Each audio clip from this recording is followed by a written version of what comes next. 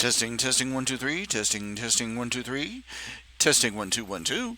Testing 1 2 1 2. Hey there, hi there, ho there. This is Ralph Hayes Jr., RH Jr. Reality Check, coming to you live over the internet through a series of tubes that we call the boob tube of YouTube, bringing you yet another part of my contribution to the litter and debris on the side of the information highway. A little something I like to call Spleen Squeezins.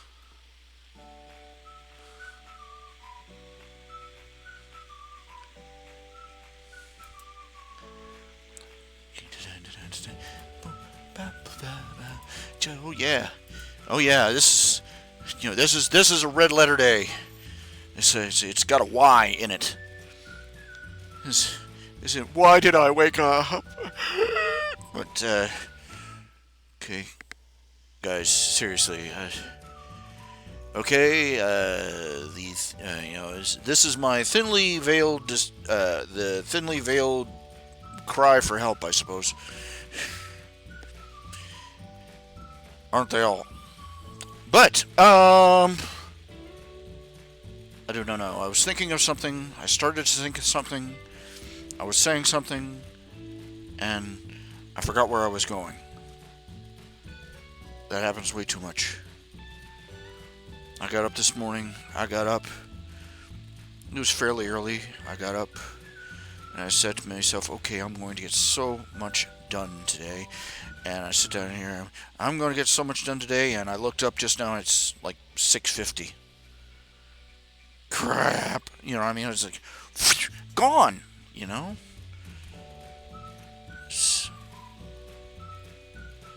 I'm having trouble coping with that. For the life of me, I wish to God I knew why YouTube is not receiving enough video to maintain smooth streaming. I never know what it is causing it. I never know what it is I'm supposed to do.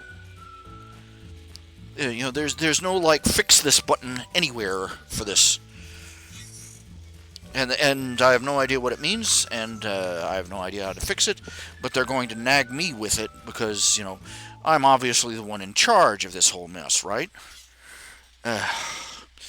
Anyway, I hate it. All these people who can go out there, they do live streaming, and and they've got the ergonomic chair.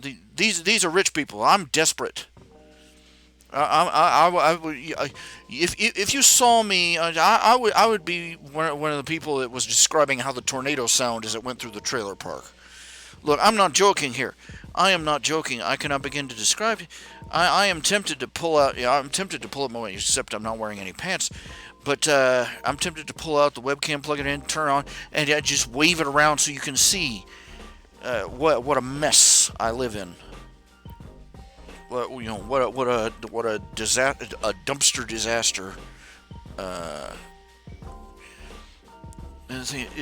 I get exhausted just going from the front of my house to the back of my house just to, I have to, I go in, take a shower, and I have to come out of here, sit down in my chair, and just catch my breath. That's how physically screwed up I am. And I've got trash service. I haven't, curbside trash service, but I haven't been able to get to the curb in, ages. And I can't, I haven't got it. I can't find anybody who will do. Every time I find somebody who does odd jobs, they either think the sun shines out their ass and they want to be paid like they were a government contractor, or they're irresponsible and can't be relied on, or they do a great job and then they move away the next week. Ugh. I desperately need somebody. I don't need some little old lady to come in and make sure I take my vitamin pills. What I need is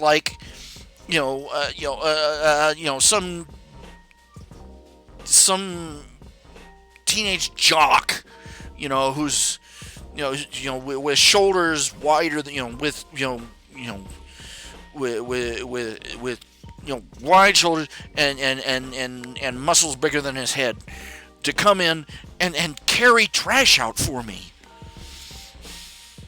Because me just getting one or two bags out is a exhausting and rigorous adventure. Right? Can't find anybody.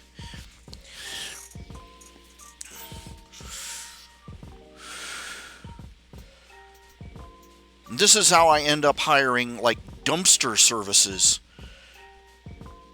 to come in and clean my house. And they did a pretty darn good job, actually. I'm going to, if I, I just spent the last of my money, the last of my current money. I spent.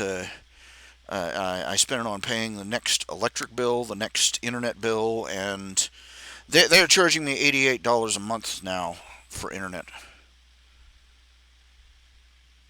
And I can see here YouTube is not receiving a video. Oh, it's really worth $80 a month. And my electricity is about $90 a month and $88 a month. And so I paid my electric bill, my internet bill, and I got a pizza and some Pepsi. So I splurged. And sometimes I think, you see, this is why people my age have already had kids. They can call me, can you come over here and help me out with this?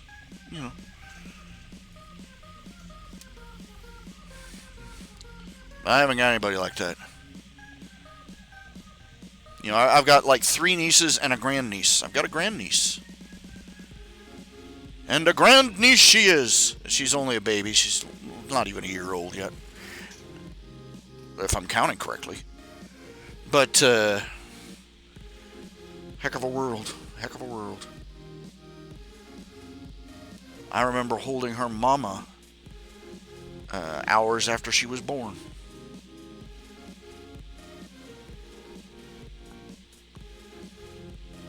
And now here she is. She's married.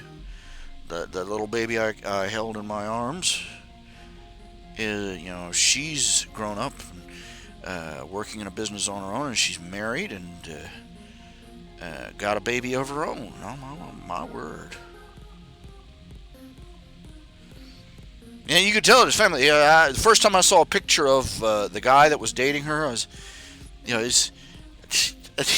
didn't even know the guy. Didn't even know the guy, and I could feel my hackles going up.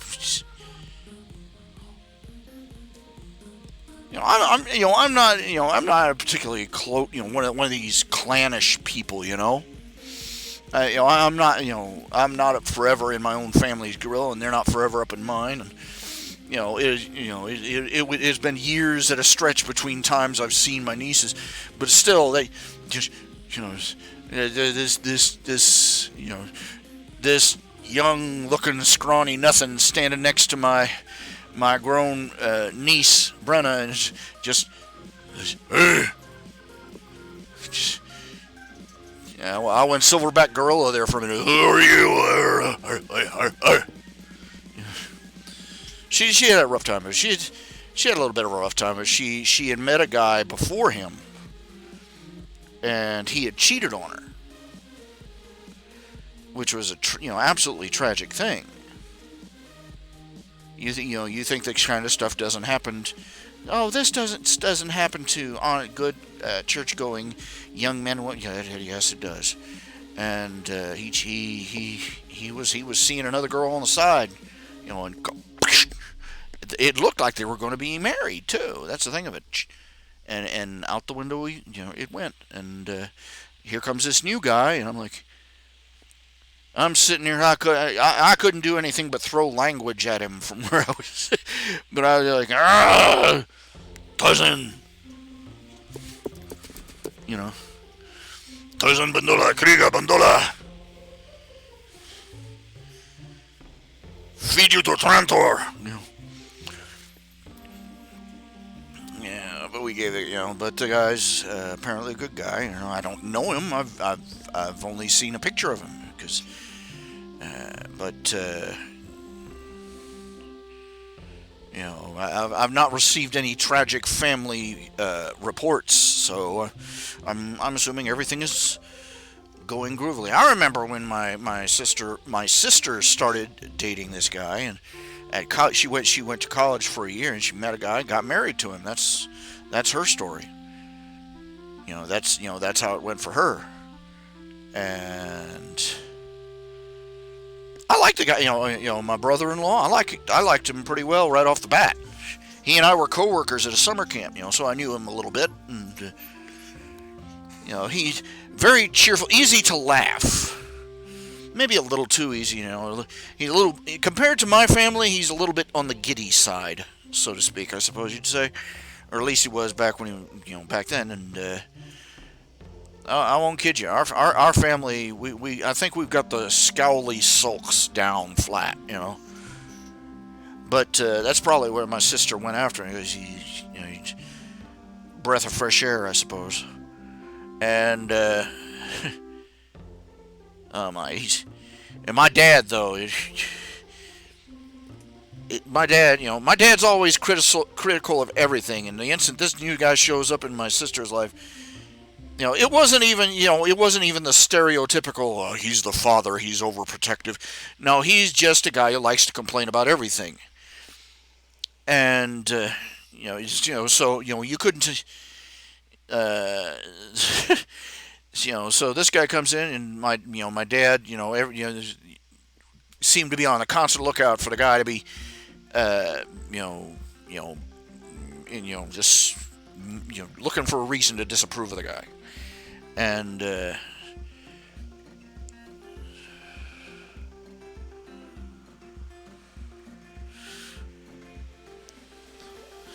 I remember, a few years after they got married, and David, that's his name, my brother-in-law's name.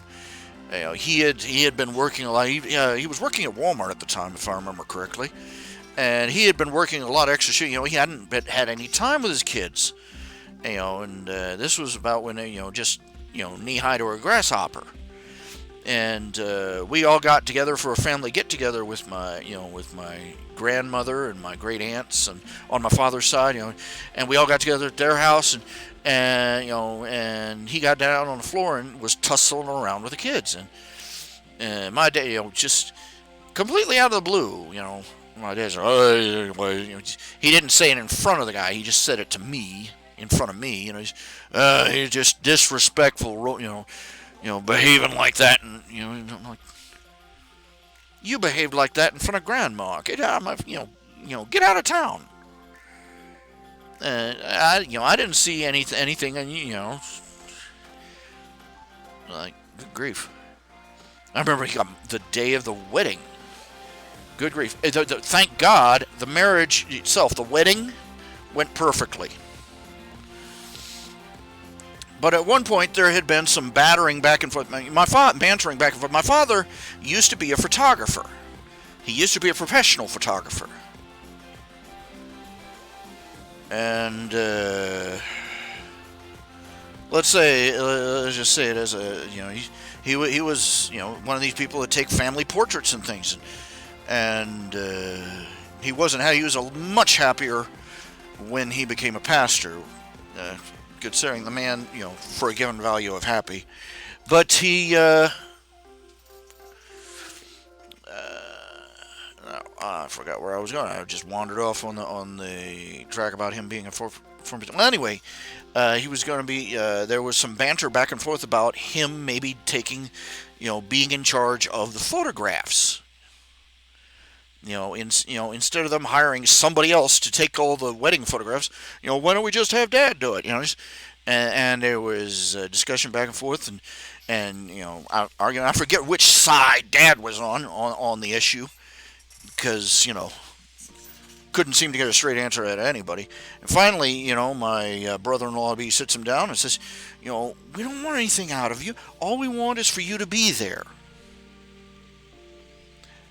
And doggoned if my father didn't deliberately take that in the worst possible way he could think of. And he just sat there and let it turn over in his head the entire wedding and reception afterward. just let it fester, and then that we dropped them off. I forget where. Well, they, we I think we went out to a restaurant or something. I can't remember, but they left, and we headed home, and we were in the car. I was in the back seat, and my dad started grousing about how his son, this guy is supposed to be my son-in-law, and he disrespects me like that. He goes, "We don't want nothing out of you," and I'm like, That's not what he was saying. What's wrong? And then he's and finally, Mom couldn't stand it. You can't let us have even just one day. It's supposed to be it's supposed to be the happiest day of your daughter's life, and you gotta start up with something like that. And I'm like, Dad turns around and looks at me and says, "Why am I out of place here?" And I'm like, "What are you bringing me in on this? You used to smack me around for having too much of an opinion. And now you're going to ask me to tell you that you were in the wrong?" Oh, yeah. Just dang. Honestly.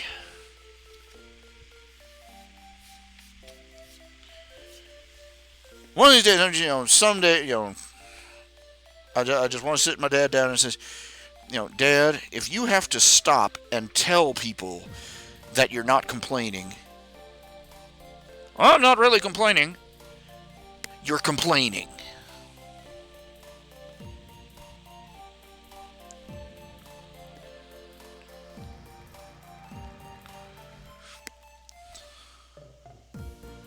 My father was also one of those people, let's put him, kid said, "Do you want to do something?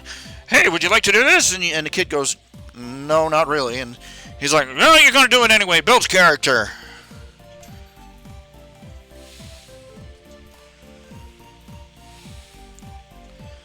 And here's how did that saying go? I've got it here somewhere, I think.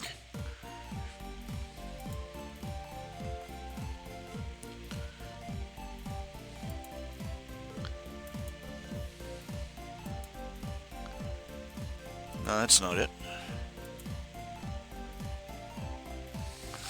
There's one to remember. Mental illness is not a diversity.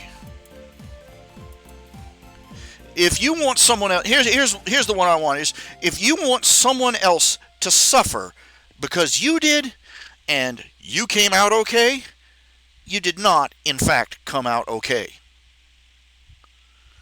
Okay, remember that the next time some parents says, you try and complain about how is, "Oh, I went through schooling like that and I came out okay. Oh, I went through this and I came out okay. I went through that and I came out okay." No, you did not come out okay, because you want somebody else to go through something that you went through that was horrible and that was horrible. If you want someone else to suffer because you did and you came out okay, you did not, in fact, come out okay. It's a major pet peeve with me.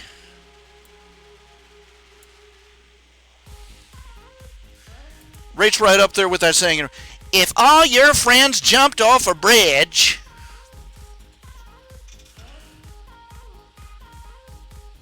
That is the "I don't respect your intelligence" DEFCON 1 of parental lexicon.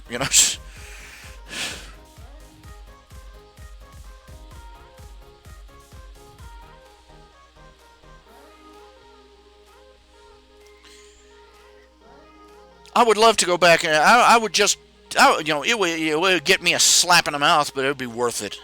It would be so worth it, just to look my mom and my dad right in their eye when they said that, and said, "Yeah, I would, and so would you."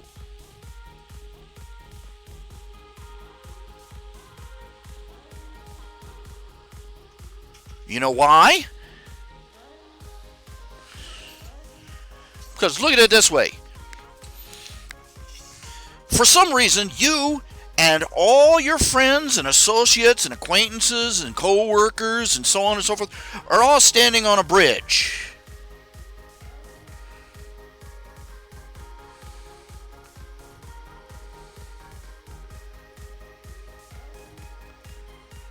And all of a sudden, all of these people around you jump off. Now, which is more likely? That somehow you are smarter than all these other people around you combined, or they know something you don't.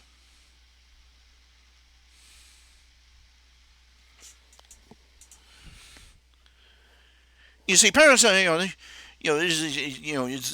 answer like that. If all your friends jumped off a cliff,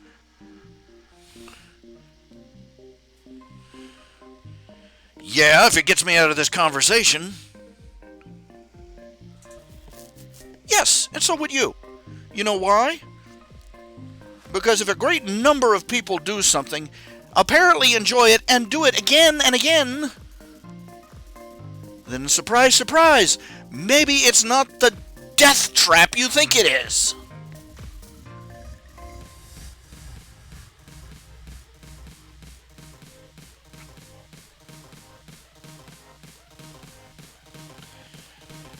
Oh yeah, hey, diversity, one hijacked word, yeah.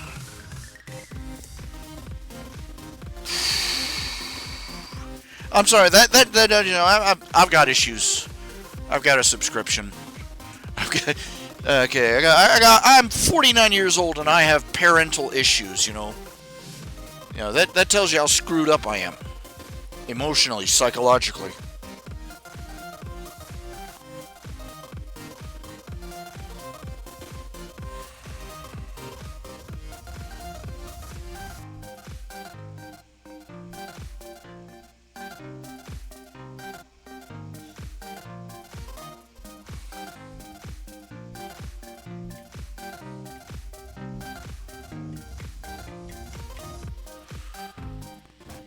It's just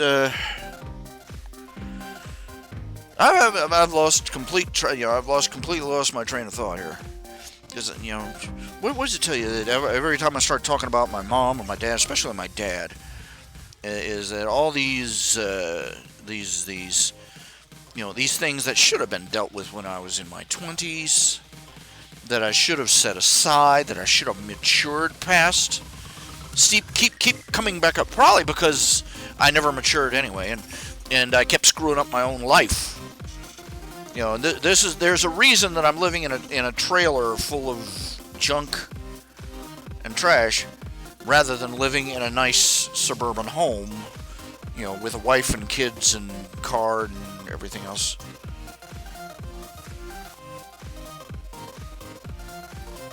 That's the measuring stick. There's no lying about it. There's no lying about it. There's Christians give a lot of, my father, and my family, and my church that we attend, they give a lot of lip service to the idea that success isn't measured like that. That it's your relationship with Christ, and and they say that success is not measured by money or riches. Yeah, but look at what people with some that the good people of the earth say about people who are not living like that.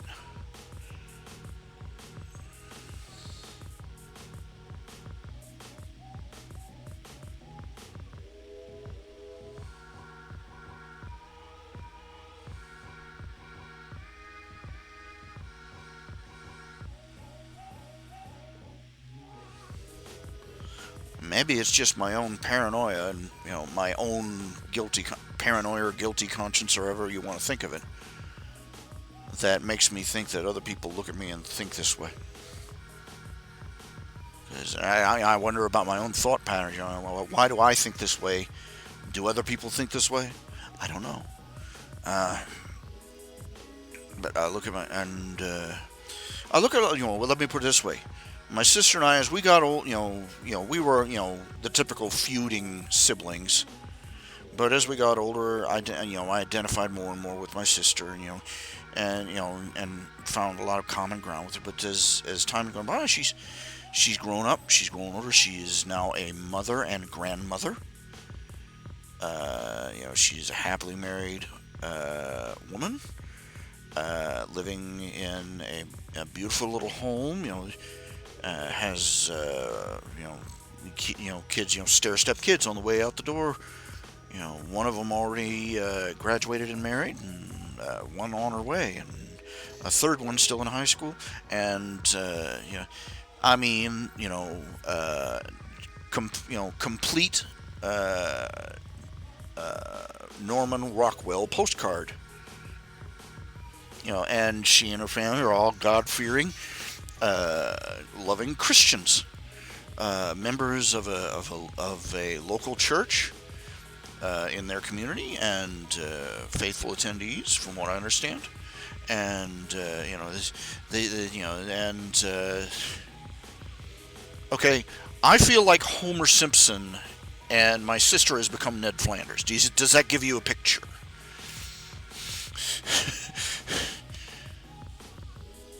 And now I feel like in my own family I don't have anybody to talk to.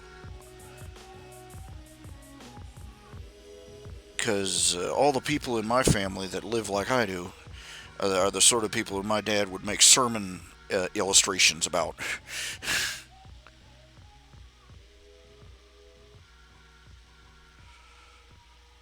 And not close to them at all anymore.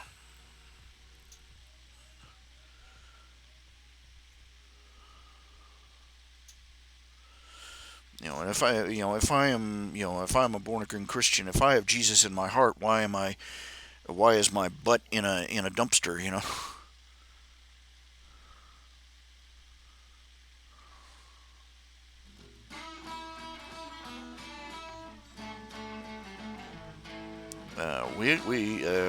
I think it's an American stereotype. We either expect Christians to be, standard issue non-Catholic Christian. We expect them to either be, Protestant quote unquote Christians. We expect them to be either, country western, like the Dukes of Hazzard, or something out of Cornfield County, or we expect them to be,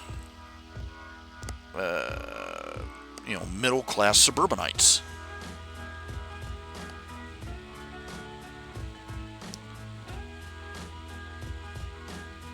And it doesn't help that you see these huge mega churches that are literally packed to the walls with middle-class suburbanites. They've got the house and the wife and the dog and the 2.5 kids and the 1.5 cars.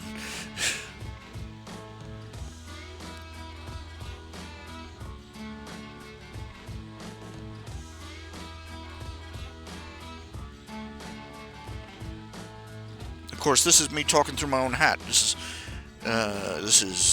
this actually the perception, or is this my perception that I think everybody else has? So, but I look at myself, and I look at my life, and I look at how I've lived and the things I've done, and I've not done any great horrible evils by people's standards. But I have been so far away from what I even imagine the godly standard is. The Christ-like life. And this is nothing like it. And I have no idea how to get, what the way is out, and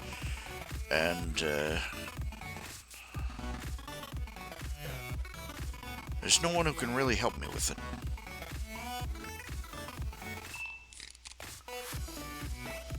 Because I have to admit, I've got to be as alien to to the rest of my family as some of them are to me now.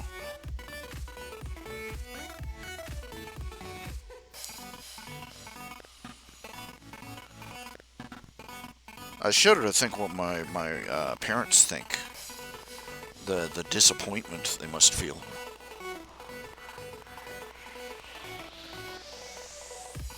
I was so afraid of becoming my father that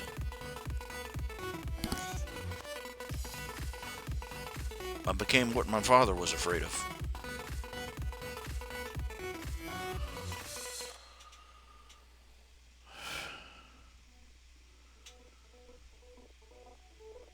I need an army of people just to dig me out of the rubble of my life, literally and metaphorically.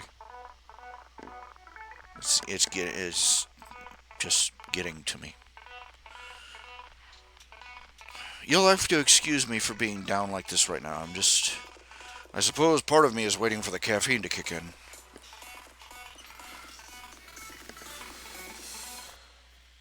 Ate half my pizza, ate my little ice cream pint, and drinking my Pepsi.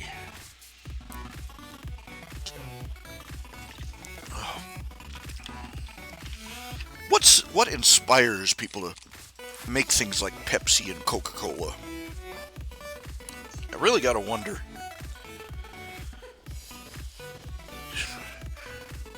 What absolutely inspires people to pick things up, put it in their mouth, and go, "Oh, this tastes like crap. Let's make a beverage out of it."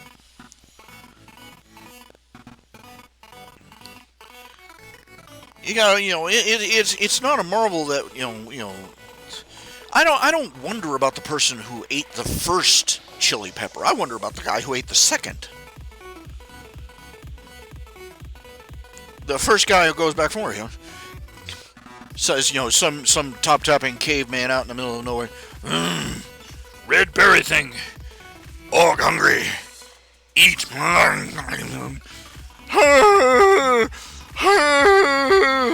It burned like fire of the gods. Oh, I have more now. Like, what the heck? Where did that happen? Why did that happen? They joke about, they joke about the things people eat, and I'm like, you'll eat just about anything when you're really hungry, but they joke about it had to be a brave man who was the first man to try and eat a pineapple.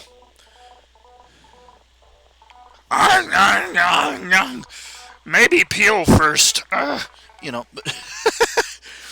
But no, man, there are things that people put in their mouth on a regular basis, and you're going, what the fugu, poison fish, blowfish.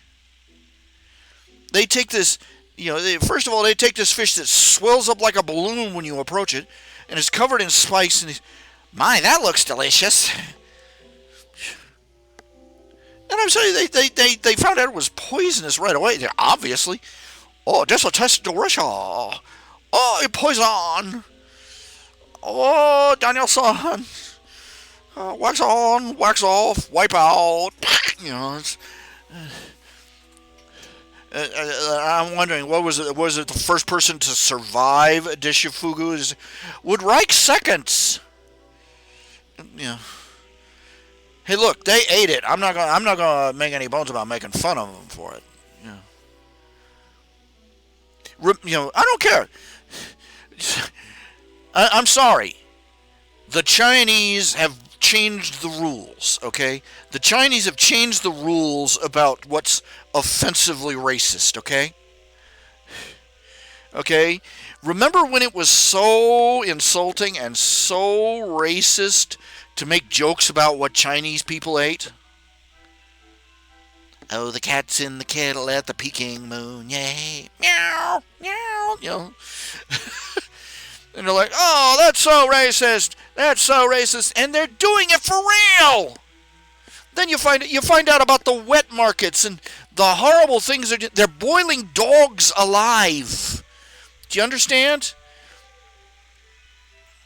They're doing things to man's best friend that the rest of the world regards as a kind of morally questionable to do to a lobster.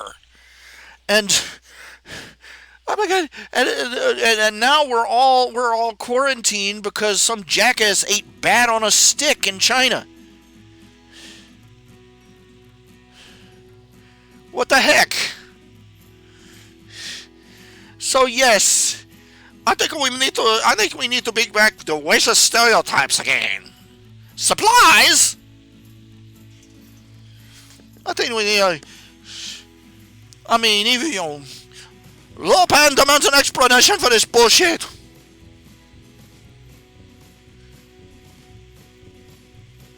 Everybody eat bat soup and then fall down dead. What the frack?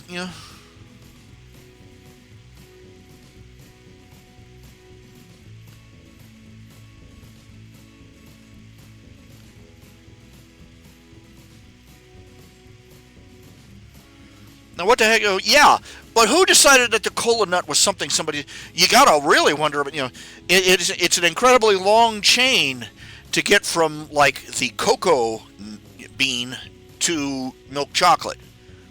And aren't we all happy we got there? But you gotta wonder. It's supposed to be that the reason that coffee became a thing is because people noticed goat herders in Central America noticed that their livestock would eat these certain beans or these certain berries and get real perky for a while, and some of the herders took to chewing the beans to pep themselves up after a long day in the field, and that's how the whole coffee bean thing got started. Well, I'm wondering what the chain was for the cocoa bean, though. Because the Central Americans, they took the cocoa bean and they mixed it with, like, pepper and crap. And like a 5-year-old, what have we got in the spice rack? Everything! Now we add the cocoa beans. So tasty!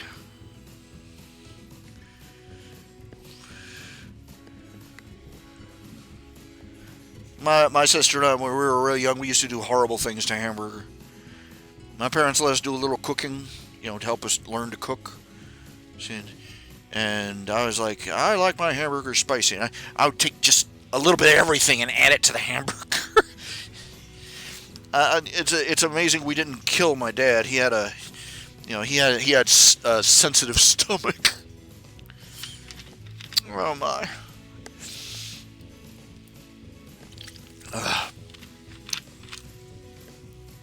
It's only now and in my 40s, if I'm looking up things on, I'm finding things like, let's see, a picture here says use the right onion.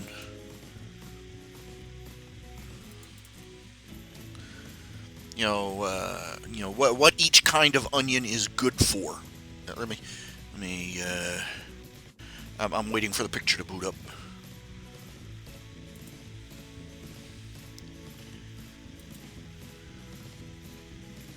That's not it.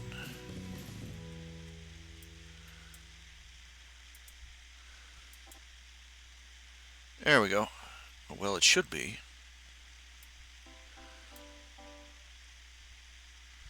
That's not it. Well, that's not it either. Well, fudge. I don't want to open up another window. Jeez.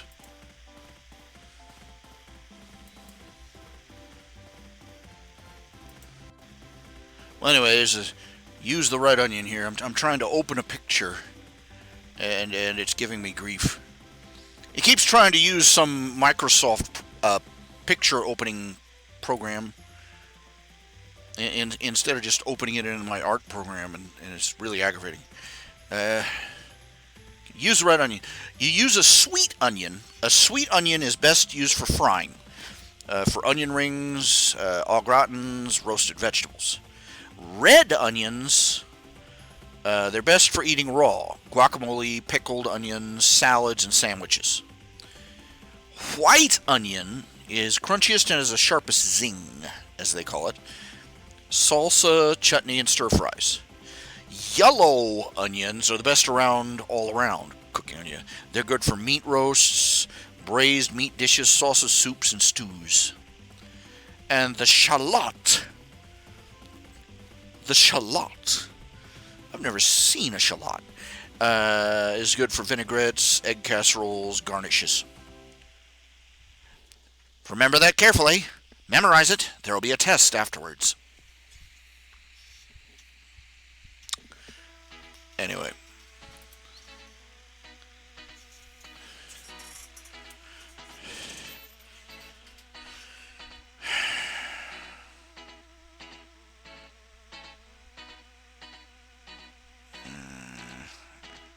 I'm running on a severe moral conflict. I had a small library of pictures I'd drawn, and I kept telling myself, no, I should not be drawing this stuff, and I delete the pictures. I should not be drawing that kind of stuff, and I delete the pictures, and then a few hours to a few days to a few hours later, I'd be, sifting through the internet through my computer,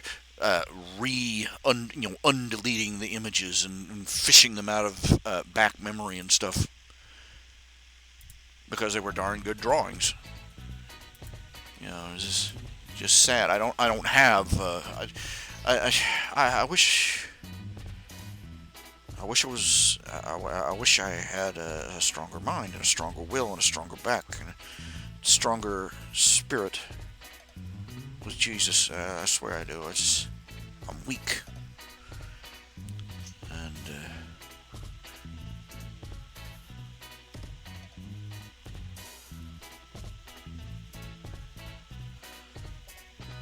bleh. Ceremonial cola nuts. And we turn it. What do we turn it into? Coca-Cola corporation that just basically sucks face on every dictatorship on the planet.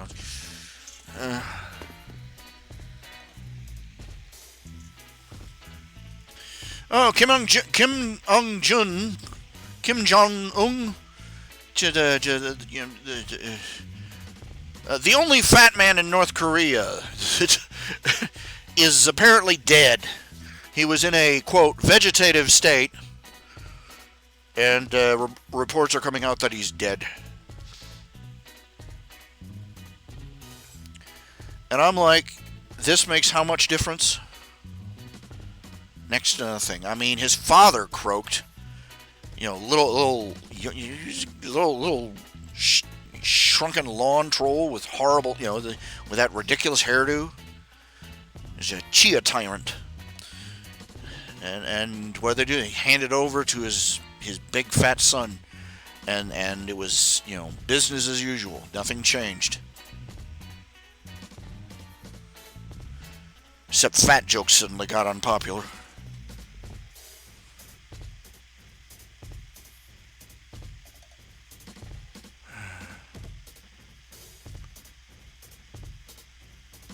I feel a lot of ethical ambiguity about the whole issue of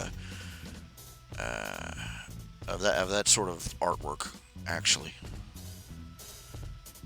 I can blame it on a society where you're exposed to sex and sexuality and sexual themes on an almost constant basis. I can blame it all over the place, but. I have to admit it. One of the things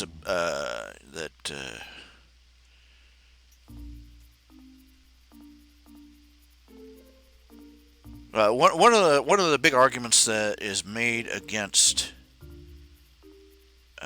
sexually suggestive or explicit art. Well, basically the argument is that Jesus had that one moment where he was preaching, and he told him, you say that you say thou shalt not kill. Very good, but if you hate your brother without due cause, you have murdered him already in your heart. And then he says, if you hate, if you say thou shalt not commit adultery, but If you look on a woman with lust in your heart, you've committed adultery with her already in your heart. And and naturally his audience was fit to be tied. Then I looked over the whole passage and I thought it over. One of the things that I was taught by my own father-in-law is that this, and he made much more emphasis of this in later years. When you talk about events about, first of all, you need to study the history of the times that what is written in the Bible took place. You have to keep in mind who is being spoken to, who is doing the speaking, and where are they, when are they, so on and so forth. There are certain cultural aspects to the stories in the Bible that most people overlook or don't even know about, because the Bible is many things, but it's not a history text. Basically, the writings in the Bible are assumed that they're being written to people at that time, and the writers may, the writing assumes that the person reading it already knows about things that are being referenced. References to cultural practices, social practices, so on and so forth.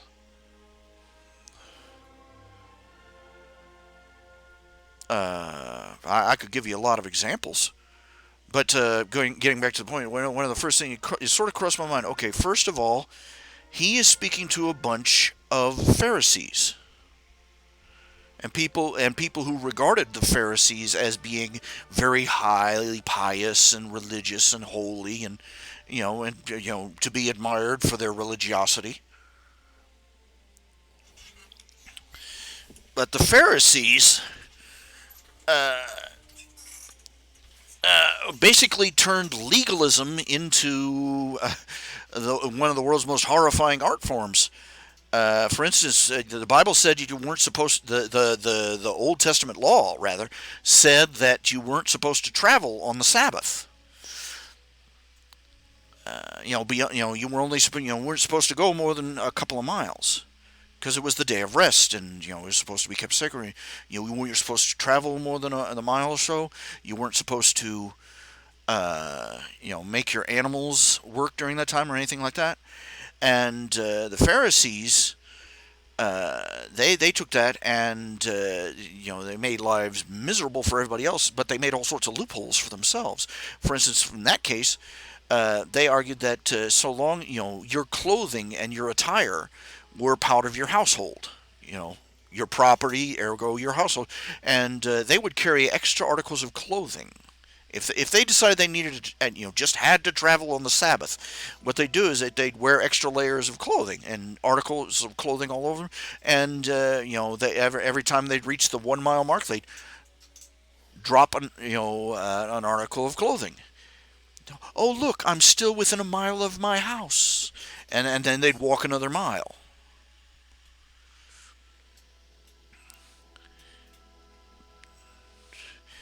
Meanwhile, at the same time, they say you were not supposed to labor on the Sabbath. They basically proclaim that therefore it was a sin to bandage a wound on the Sabbath. Because that was work, and also you were making when you were the medicine was working on the wound, and therefore like I said, legalists. Of the most horrible kind, and I couldn't help thinking, is it possible that when Jesus made this comment about just looking at a woman meant you committed adultery with her already in your heart, could he have possibly, just maybe, possibly, he was being just a little bit sarcastic?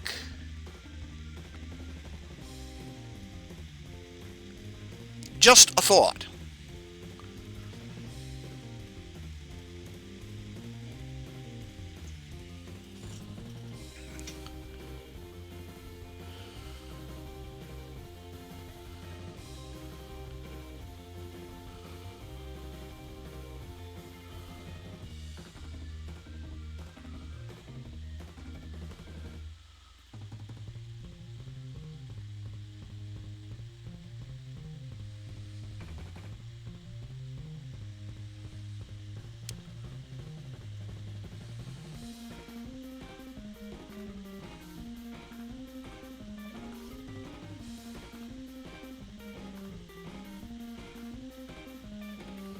Anyway, another example. You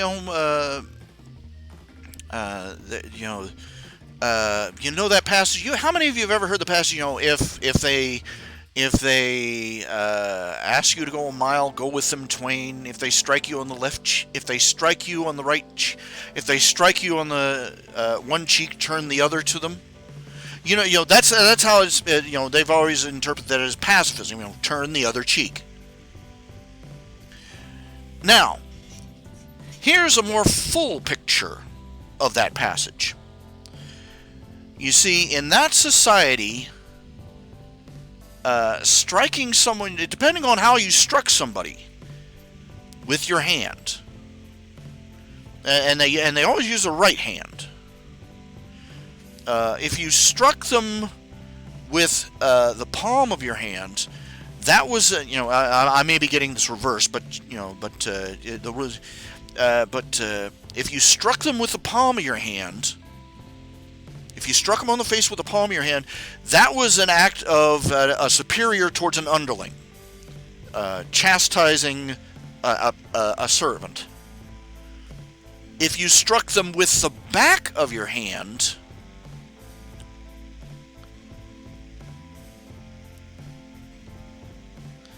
that was a challenge to a duel, and it was a mark that it was also a mark that you saw them as an equal.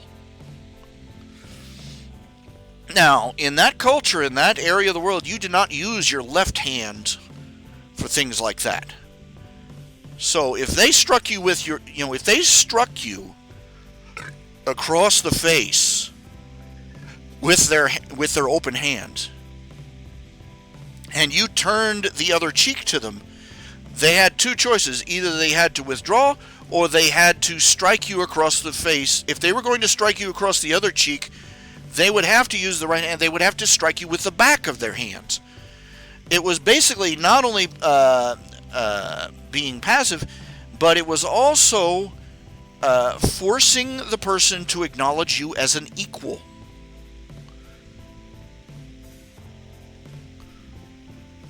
If they struck you with their left hand, they degraded themselves. If they struck you with the back of their right hand, because you turned your right cheek towards them, I'm not sure if I'm describing this correctly so you can picture it. If they struck you with the back of their hand, they were acknowledging you as an equal. And now that brings us up to the other passage about if they force you to go a mile, go with them twain. Now, in the Roman law, a Roman centurion could force any person, especially among the Hebrew people, who were not ranked as citizens, they could force anyone to carry their luggage for them, basically, a mile. Any Roman soldier could do that, and they did it a lot. It kept the civilians in their place, basically. And but the thing of it is, they were not allowed to make the person carry it one step further. Not one step beyond a mile. If they did, they were in serious trouble. So you can picture this. They find some Jewish, they find some Hebrew and say, "Here, carry this trunk for me," and and he picks it up and he carries it for a mile, and then keeps going for 2.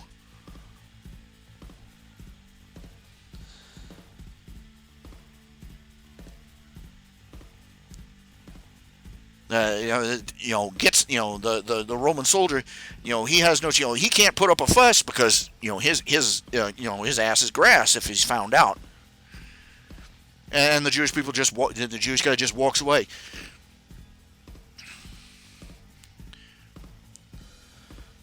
And now I'd give a third example. The third example is the sermon about render unto Caesar the things that are Caesar's. Have you ever heard that one as a justification for, whatever they charge us in taxes, we've got to pay them? That's basically how it's presented. That's not the breakdown. You see, Jesus was standing on the temple, and they say, is it lawful for us to pay taxes? And he says, somebody give me a coin. Give me a coin. And he holds it up, and he says, whose image on it? And they say, Caesar's. Okay, bing. You see, this was a very particular type of coin. If it had Caesar's likeness on it, Caesar was alive at that time, then that was a coin that was it was a special minting done by Caesar himself. And in fact, these coins are a very rare historical find. Now, because on one side it had Caesar's face, it had Caesar's profile. On the other, it had an engraving basically proclaiming Caesar's ascension to godhood.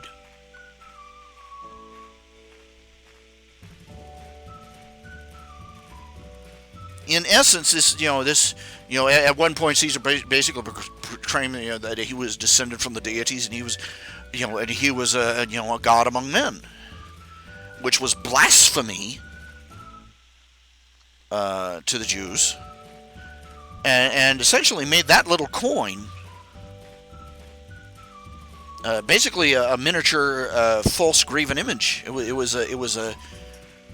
And here's the other thing: the only people that got these coins when they came out were friends of Caesar.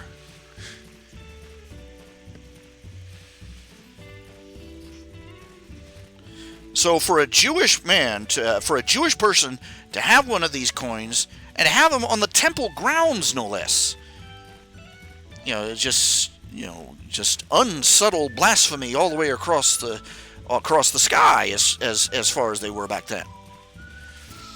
And he was pointing out, render unto Caesar the things that are Caesar's, and to God the things that are God's. You got to remember, he was also talking within earshot of several Roman centurions. There were Roman guards all over the frickin' place back then.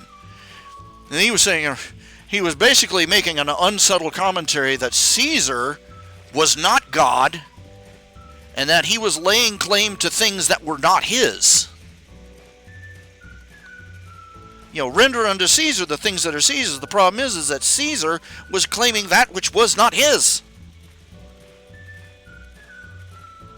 Jesus was not giving a rubber stamp to a government running roughshod over people and taking everything they had by force.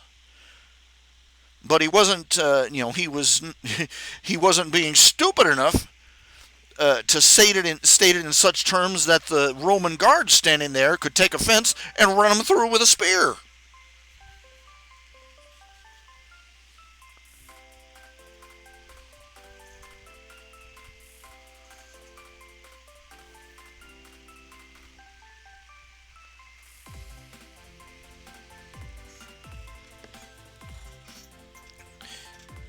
The teachings of Jesus, the teachings of Jesus and of the apostles, and of they're far less pacifist than most people think, and they're more passive aggressive.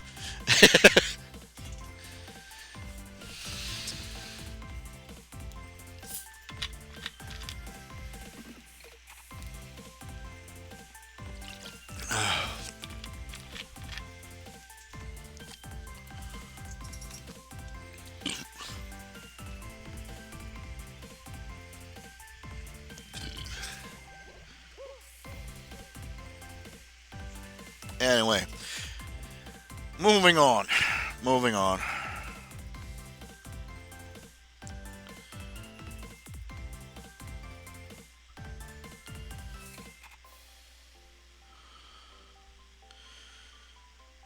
All you do, one of the things we're told as Christians is that all you do if you do these things, do them, do them for the love of God. If you don't do these things, do them not but for the sake of the love of God.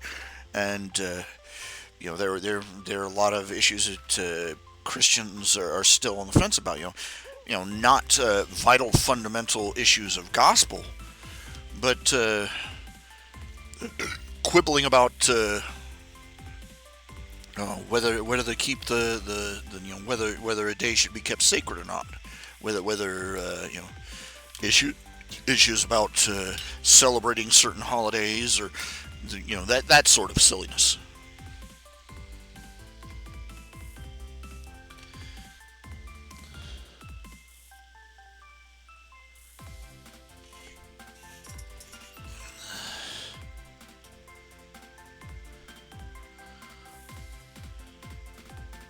But as I've gotten older, I've realized just how many of the things that we consider moral absolutes, you know, way too many of them are matters of man's tradition.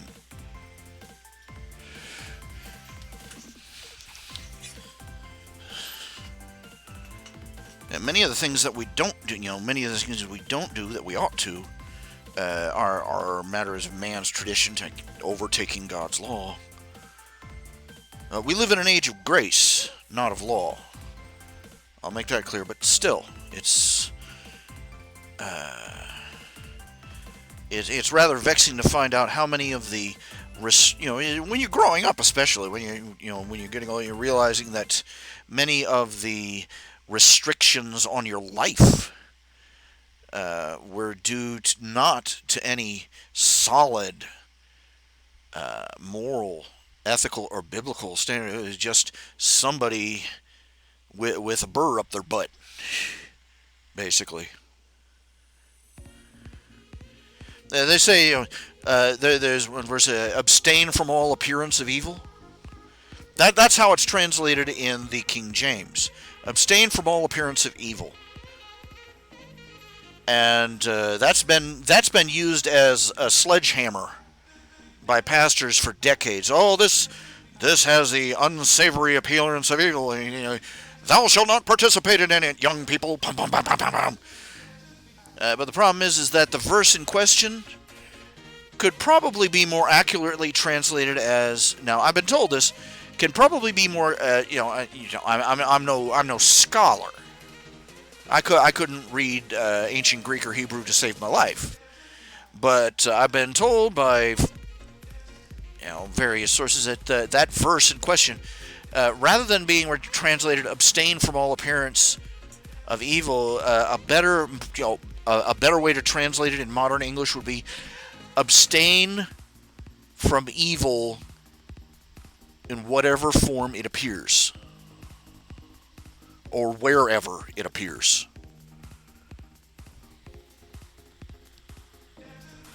Which is an entirely different concept than what is normally pushed forward.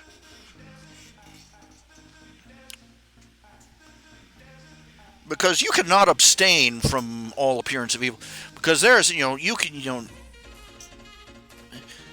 be pure as the driven snow, and some fool takes offense at what you're wearing, or how you cut your hair, or where you happen to live, or how you happen to speak, and it's off to the races, Granny.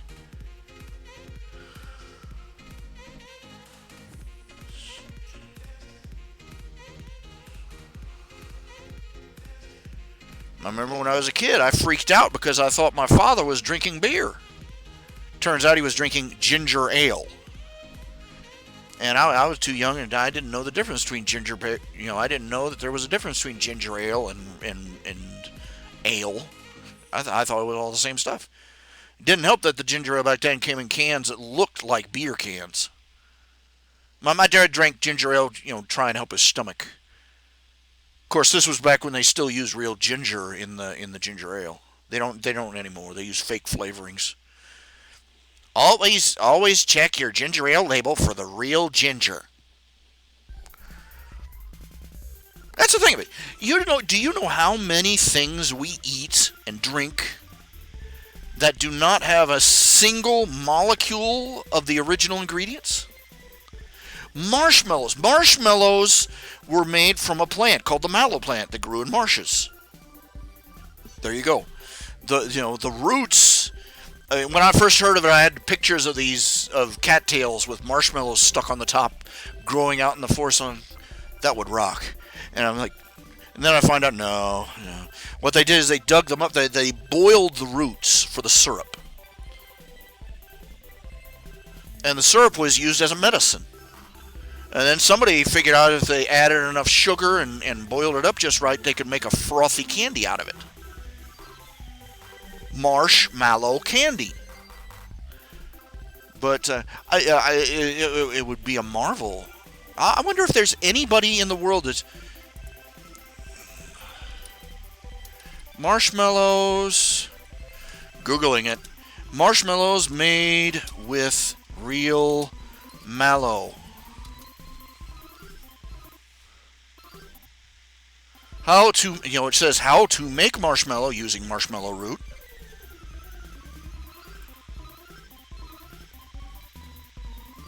Marshmallow root.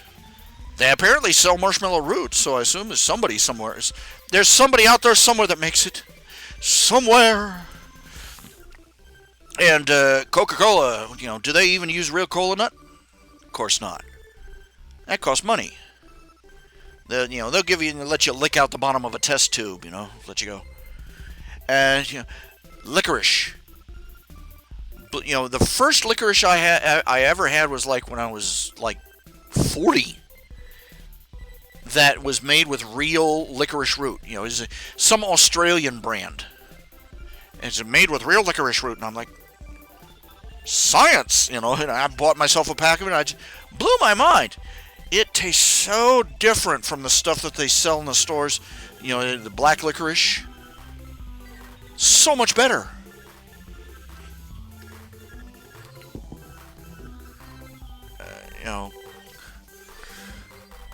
Pepsi Cola was originally made as a treatment for dyspepsia. Coca-Cola was originally a syrup made for coughs. I forget, what was it, 7-Up or Mountain Dew that had some sort of,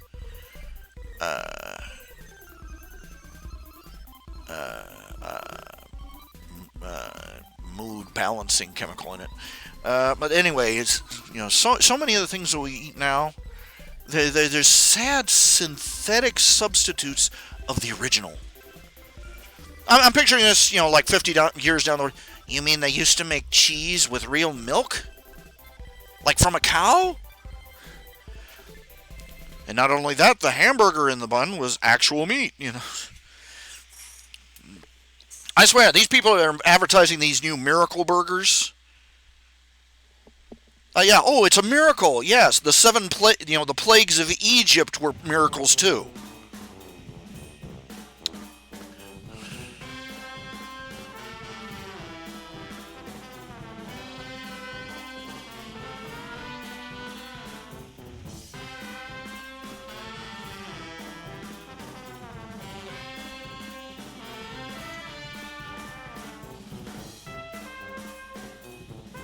He said, remember the Sabbath to keep it holy, but he also said that the Sabbath was made for man, not man for the Sabbath.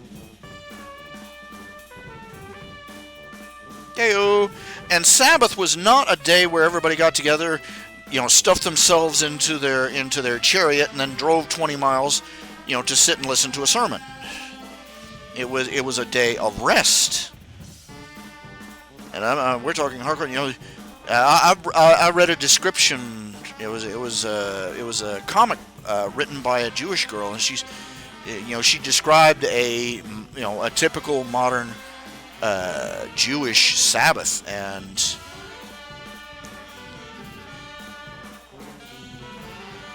epically restful is how I'd describe it. Of course, they've got a lot of that, the silly legalisms that they've taken to the points of ridiculousness. You were not supposed to start a fire on the Sabbath. Because, well, among other things, that took a lot of effort. It took a lot of work to get a fire started. And the usual thing was that you kept a fire burning all day long anyway. But they've taken that to mean that, they turn off the lights in their house They do not turn off or turn on any lights in their house. That's and the same way they do with there is a passage in the Bible that forbids eating a kid seethed in its mother's milk, which was a really gruesome food preparation method of the time. But they've taken that to mean you're not supposed to eat meat and dairy in the same meal. They take a simple law and extrapolate and expand it, and subclause it with all these traditions until it has no resemblance to the original point.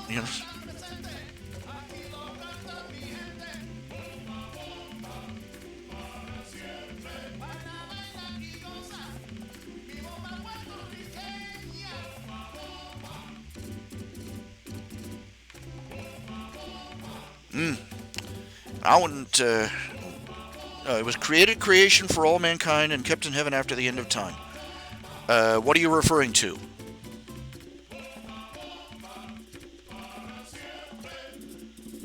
There are a lot of things that were made at the beginning of time and that they're going to be kept in heaven after. Which one are you referring to?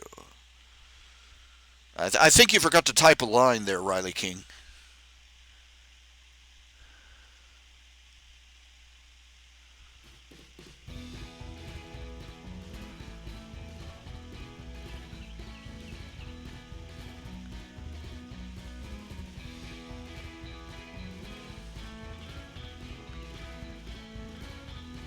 Are you referring to the law of God in general?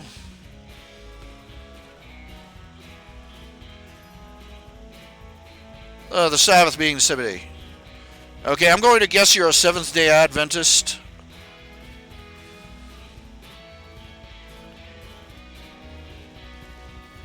Yeah. Yeah, the Sabbath being the seventh. Yeah, and the seventh day resi. But who was counting? you kind of got to win. That little 6-year-old in the back of the church, in the back of your head, going, "Did we keep count right?"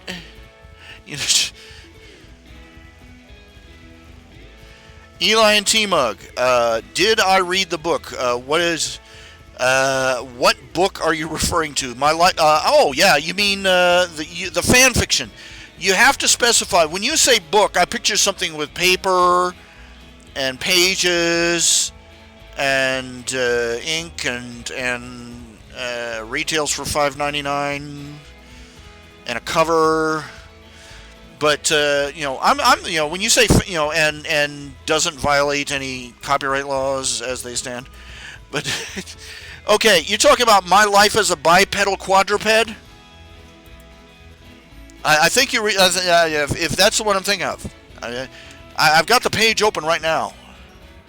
I'm about let's see. I'm about at chapter 12. I think is. I'm only to chapter 12. It's an interesting read. It's a fun read. It's a little slow to get rolling, though. Little slow to get rolling. And this is one of my beefs. Okay, there should not be disabled anythings in Equestria. Okay, there shouldn't be. They live in a world where a student can turn a bluebird into an orange. And you're telling me they could not magically turn a two-legged unicorn into a four. They can take a two-legged human into a four-legged unicorn, but they can't turn a two-legged unicorn into a four-legged unicorn? That's just. But setting that aside, it's a good story. It's a good story. I've been reading it. It's the usual human sucked up into Equestria story, except that the person who got vacuumed up into Equestria, she was a medical technician. Worked. She handled the MRI. And she was a medical technician, and she also had an artificial arm, an artificial leg, and a fake eye because of an accident she had as a child. Okay, well, I have two peeves. I have two it hits two pet peeves. One, they live in a world where they can where they can literally transform anything into anything with a little research. Uh, you know, they have, unbelievable levels of magic, and yet. I remember they had one episode where they had a pony in a wheelchair. Not because he was in. It was one of those back leg, kind of things that they make for dogs, and it was a play. He's paralyzed from the waist down, and I'm like, you're telling me they can't take they can't use their magic to turn a non-walking pony into a walking one, and it just bugs me. For the same reason that it bugs me that Scootaloo... Did Scootaloo ever fly? Please tell me that Scootaloo finally flew before the series ended. I haven't seen hardly anything of the last season or so. But anyways, I'm you've got all sorts of power. You got the queen. You got the princess of the sun, the princess of the moon. You've got a chaos entity there who can swap people's heads and crap, and you can't find a workaround for this little filly whose wings aren't working right. No, you can't do that. That's no biggie for you. It's not important enough for you. What it boils down to, we wanted a character that was handy capable, special. They wanted a special snowflake. This is what gets me fighting mad about it. It boils down to they were going to keep Scootaloo crippled forever. Because the social justice warriors insisted, well, we need a special snowflake handicap person to make the handicapped people feel welcome.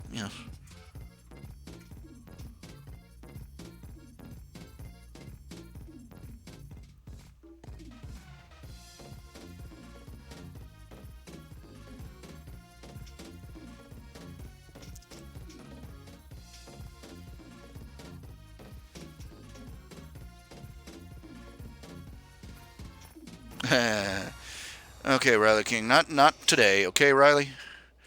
Now, I just it aggravates me. Hey, you remember in the Great Alicorn Hunt, I I rode that hobby horse for several chapters with an entire community where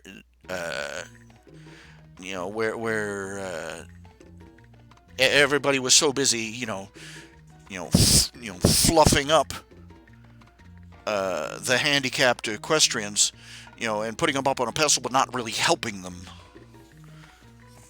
And you're oppressing their individuality by curing them.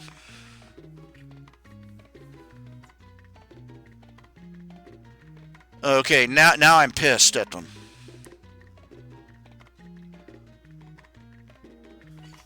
Okay, I want to go and find the writers of the last season. I just want to punch them. That's terrible. If there's anything that we should at least hold out for the people in our society who are disabled, is at least a tiny, a tiny glittering bit of hope. Look, you're talking to a man here. I'm talking as a man who is essentially disabled myself. Am I disabled? Are you really disabled? Look, I can't walk from one end of my house to another without my feet, going up in flames and coming down just exhausted from dragging these huge elephant legs of mine around. I can't fit in a proper vehicle. I am, I can barely walk. I look like a monstrous freak from a freak show in a carnival. And, So, and there's no cure, and there's no cure, and there's no real treatment except to spend my entire life lying in bed with my feet elevated, and literally, I would have to be in, I would have to, I don't know how many weeks I would have to lie in bed now to get my legs just to deflate down to normal. To say nothing of the bags of skin on my legs, and there's no cure, and there's no real treatment, and yeah, I am disabled. But I hold on, the tiny crumb that's eventually, soon they're going to come out with a proper treatment for people with lymphedema. That maybe someday I'll be able to walk again like a man.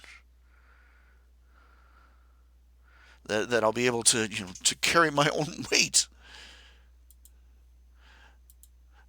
That's the threadbare hope I cling to someday. I can't imagine a world, being, in a world where everybody uh, treats your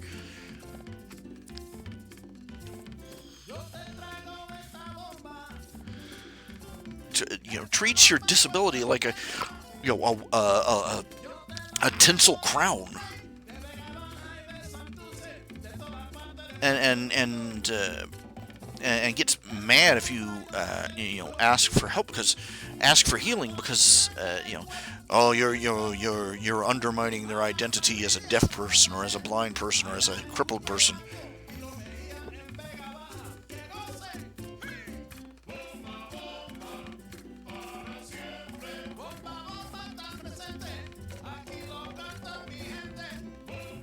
I mean, that's why so many people write fictions where Scootaloo gets her wings fixed, because every one of us deep down inside is screaming, "This is crap."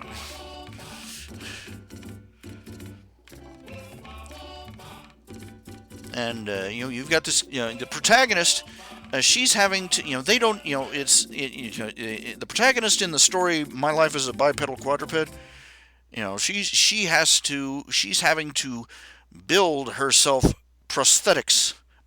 She's making a magical prosthetics from scratch, because the ponies don't even have that.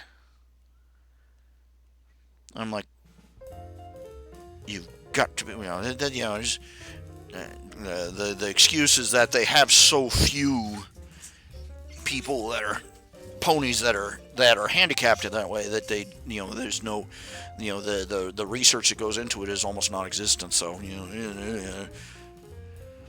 another thing that bugs it, that another pet peeve is that the assumption, okay, in this case, ponies are supposed to live about 300, in this story, ponies are supposed to live about 300 years.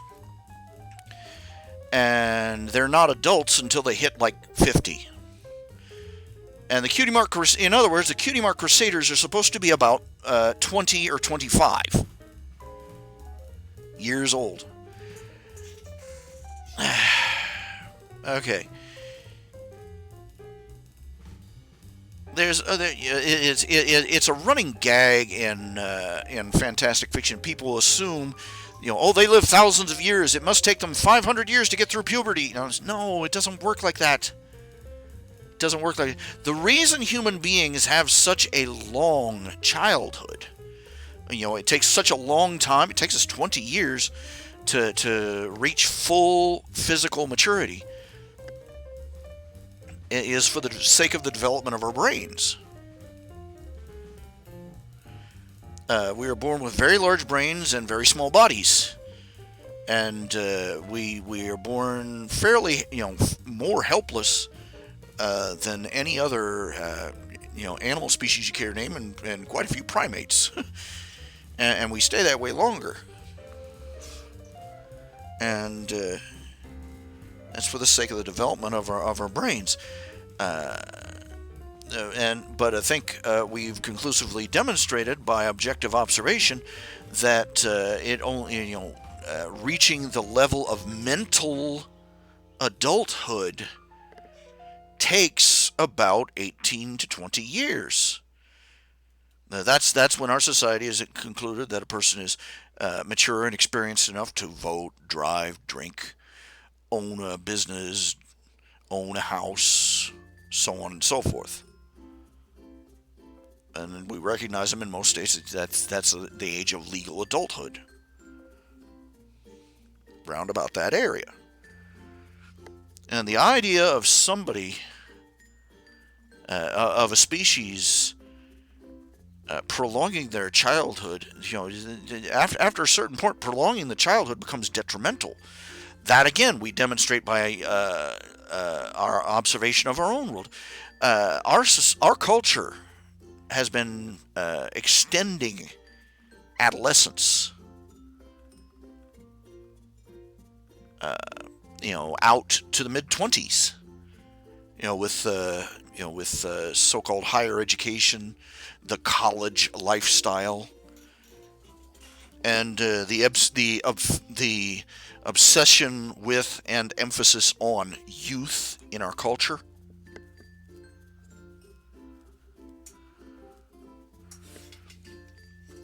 Remember when they came out with a TV show called 30 something?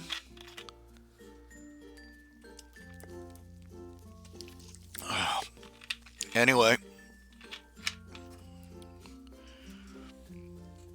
we've seen that delaying adulthood is just as but beyond a certain point is just as detrimental.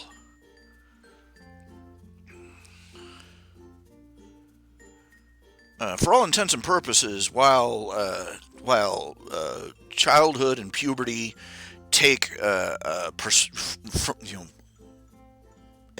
prospectively long time to deal with, our bodies basically rush us through it as fast as it can.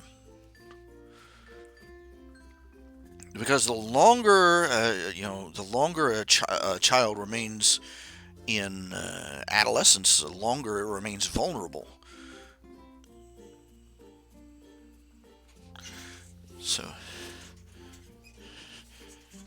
So I have no problem with the idea of the ponies living 200 or 300 years. I have a problem with them remaining children for 50 or 60.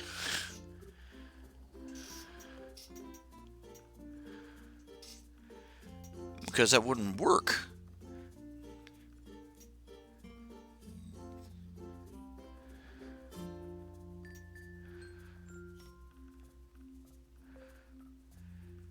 I mean, we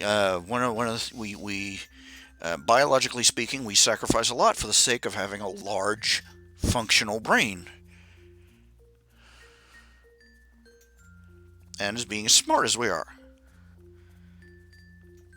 intelligent tool users. So,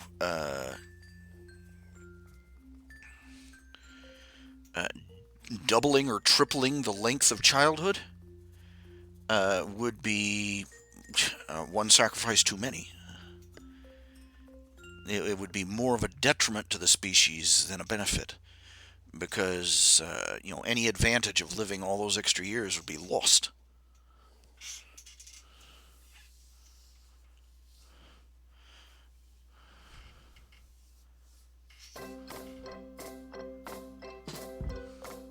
Oh yeah, as I said about it, they put more in the show. They put more effort into making a tortoise fly. I mean, just give me one episode where Scooter was like, "What is wrong with you bitches?" I'm saying, "You're helping a turtle. You're putting a propeller on a turtle. What about me?"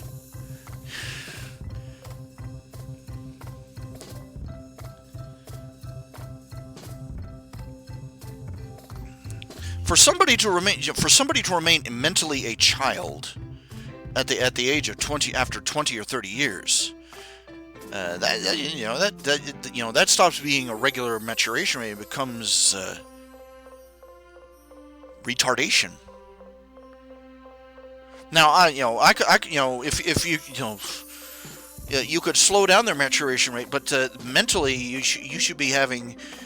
For instance, if you have elves that take 100 years to grow to adulthood, you should be having children walking around with more or less a 50-year-old person's outlook.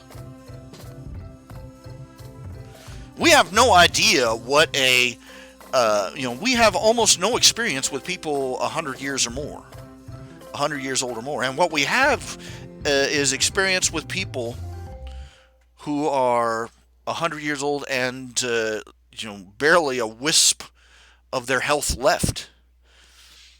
There's so much argument about how much, as the saying goes, it's amazing how much what we think of as maturity is really just being too tired. I've noticed over the years, my father, very, I've talked about him before. When I was younger, he was a very, very short. He's always been a very short-tempered man. Very judgmental, very critical, and very, very stubborn. And but over the years, I noticed over the years, you can't help but notice. You're the oldest son of somebody, you will notice when they change in their outlooks, because by the time I was in my 30s, he'd mellowed out a lot.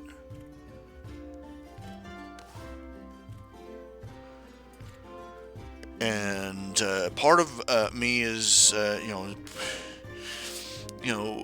part, the skeptical observer in me is still wondering how much of it is him getting older and wiser, and how much of it is him getting wiser, and how much of it is him just getting older, and not having any crap left to give about anything. So we don't ever really have any idea how somebody with a 50-year-old mind and a 15-year-old body would act and think.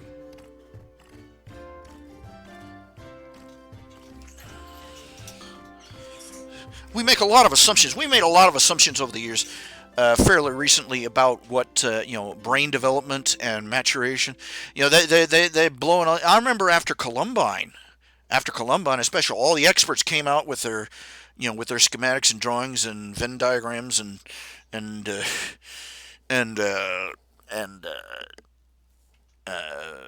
videos and such, and got on the news and talked about, at that age there are certain areas of the brain that haven't developed yet, that are associated with long-term planning and decisive decision making and impulse control. And I'm like, mm-hmm. And okay, the assumption is that the argument being is that part of why those two kids went psycho and blew up their school because they had no impulse control, and because parts of their brain weren't developed. And I'm like, okay, that brings up two questions. That brings up a point. Is that a point to consider? There's 2 points to consider. One, it's also been demonstrated that behavior and conditioning can change the structure of the brain. It goes both ways. The brain's like a muscle. You exercise it in a certain way, it develops in a certain way.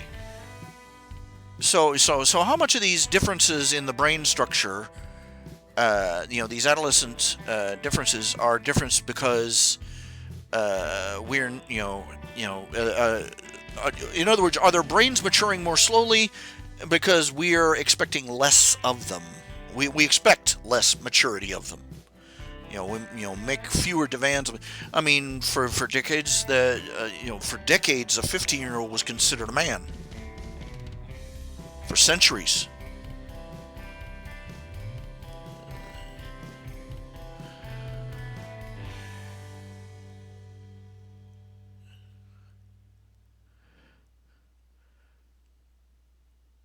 And you didn't have cases of, of the rampaging stupids, any more than any other particular era.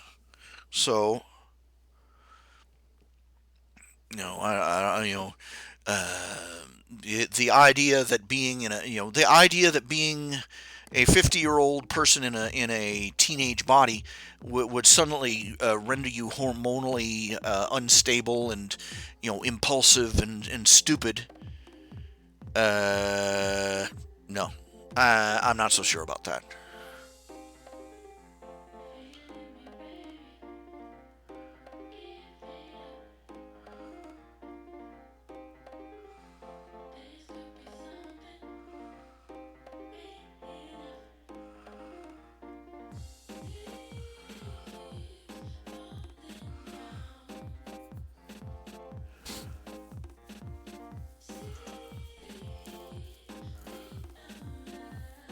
Yeah, that's what gets me. I mean, the Cutie Mark Crusaders are 23 years old, according to this story, uh, which is non-canonical, obviously, as was pointed out by Riley. And yet, they demonstrate that they're not particularly bright on a regular basis. And I don't care how excitable or emotional or mature they should be. At that age, they should have the scholastic knowledge at least of somebody in their college years. No, it's an assumption. It's an assumption that being in a hormonally charged teenage body would make you impulsive. Think about it this way. The reason a teenager is so, gets so erratic, part of the reason that a teenager gets so erratic when puberty hits is because this is their first trip through. Okay? This is their first trip through. They probably generally been poorly prepared to begin with, but they have gone from never having had hormones before to suddenly having a surge upward in hormones.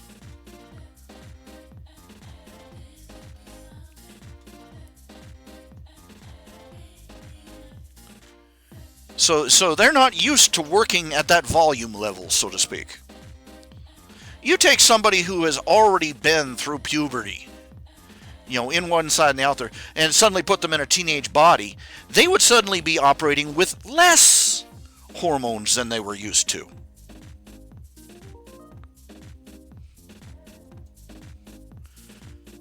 Because la-di-da-di-da-di freaking da, all else being equal, a 25-year-old has a higher testosterone count, just for starters, than a 15-year-old. If anything, they would probably, an adult regressed to childhood or to adolescence would probably be less emotionally, up and down. At least, hormonally speaking. They're going to be pretty upset waking up and finding out that they're having to go through puberty again, but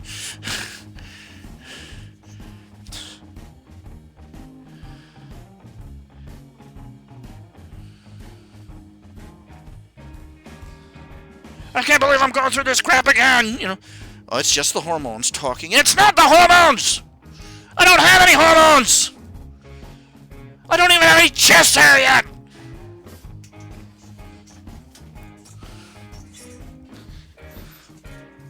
My testicles haven't even dropped!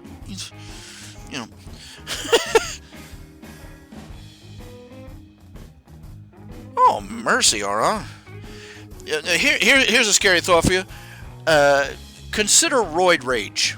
I've talked about this before. One of the things they've noted is that transsexuals, pre and post-op, as a demographic, they tend to be involved in a ridiculous amount of violent physical altercations. The kind the cops show up for. Now, consider roid rage, where you take an athlete and give him just a little bit more male hormone.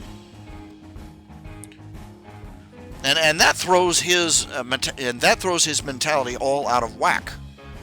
You know, surges of violence in the works.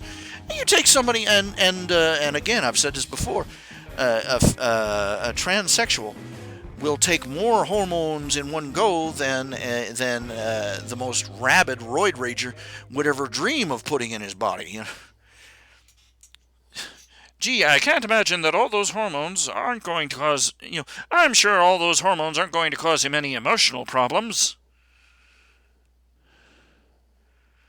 And now think about this. They're taking these little kids, and they're retarded sperm donor, they're retarded chromosome donors. I won't call them parents. He wants to be a girl, and they're giving him pre-op hormones. Imagine what that is doing to the kid, on the neurological level.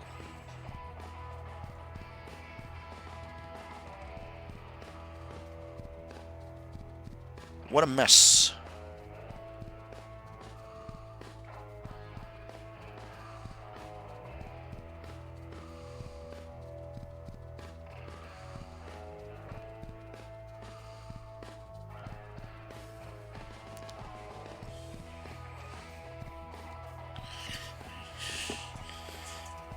And of course, people will justify. Oh, anyway, backing up, talking about this story where the ponies are basically children for 50 years, and I'm like, 50 to 60 years, and everybody's going, oh, wouldn't that be wonderful to have a childhood so long? Anybody who says that has never been a child. Please. Childhood's a rough place, and it's not the pampered paradise that most people think that it is. Okay? Nostalgia has colored people stupid.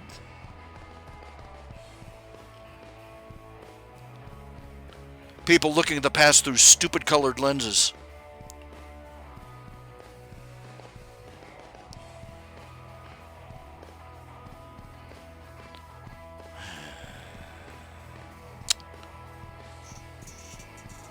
Too many questions, too many things to think about.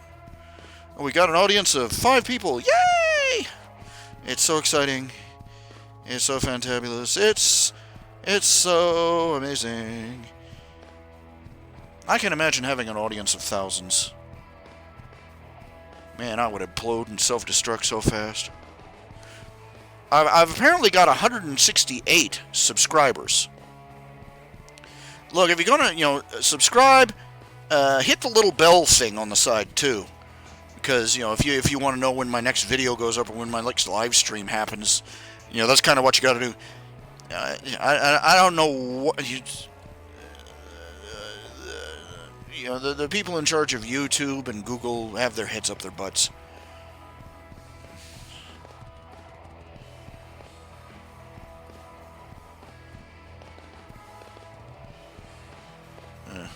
A story of cringe. I'm reading 2 fan fictions right now at the same time. One is a My Little Pony story, My Life as a Bipedal Quadruped, and the other one is a Worm Warhammer crossover.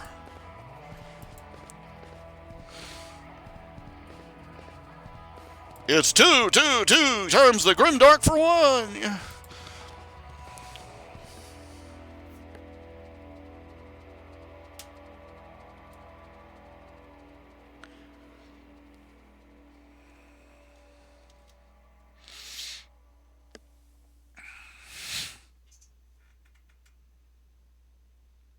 Can you imagine?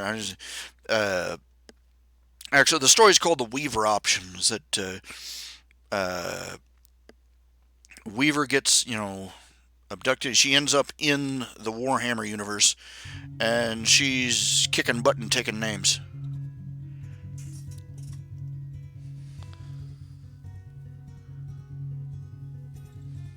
$40K. Warhammer $40K. I can't imagine that the original Warhammer is much better. I've read a little bit about it.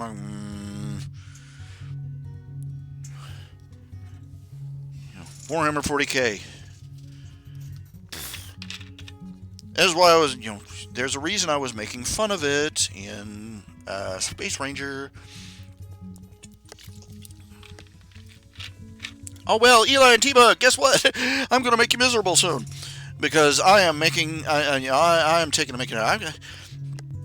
I'm sorry. All the things that somebody could, all the visions of the future they come up with, and these people, a platoon of edgelords comes together and makes this.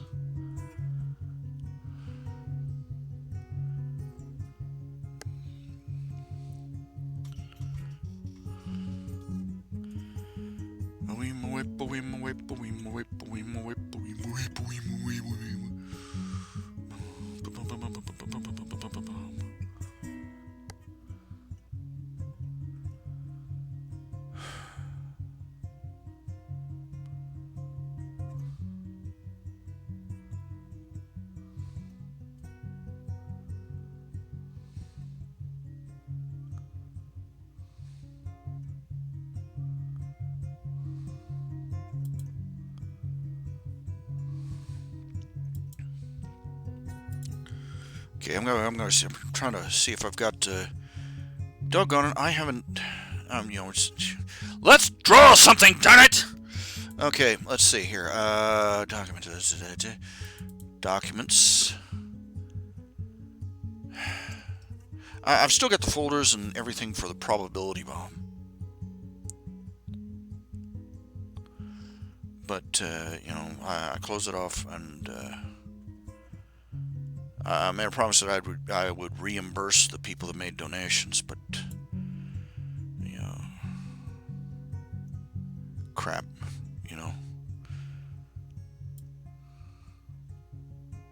Even if I finished the story, I would not have the resources to get the print done and publish it and send it out and everything. I grossly overestimated what I was capable of, and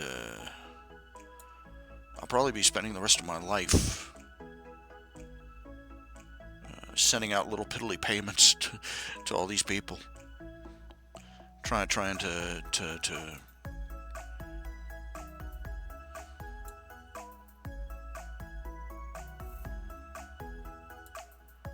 my stories, my fan art. Where's my folder? There we go. Okay. I haven't done a Space Ranger page in forever, so let's see here. How many pages did I get done? I had 160 pages of Tales of the Questor before I finally sort of flopped over on my side and went. I've got people that made let's see. I gotta clean this out. This is. I wing it. When I write, I wing it. I seriously wing it. I don't do a rough draft. I don't do any. If anything, I have a rough draft in my head. That's as far as it goes. I am like the I'm like the antimatter version of Hemingway. 99 times out of 100, the draft you see up on Archive of Our Own is the first draft and the only draft. I'll come back later and correct spelling errors and things like that. And, and maybe I'll, a couple of words here and there I'll change. But after that, I'm like, we're moving on with the story now. Hemingway was a jerk anyway.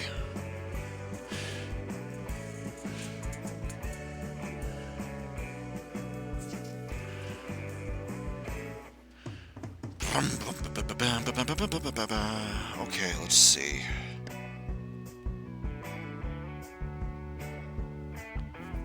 When last we left Quentin Quinn Space Ranger, he was in pursuit of the villainous ships of the Empire, in service of the Emperor, that had basically been waging war all over his galaxy, just for the fun of it. And he was going to kick their asses for it. Now, let me see here. Just having a little trouble here. Just a minute. stuck to the floor. Ugh. Oh, come on.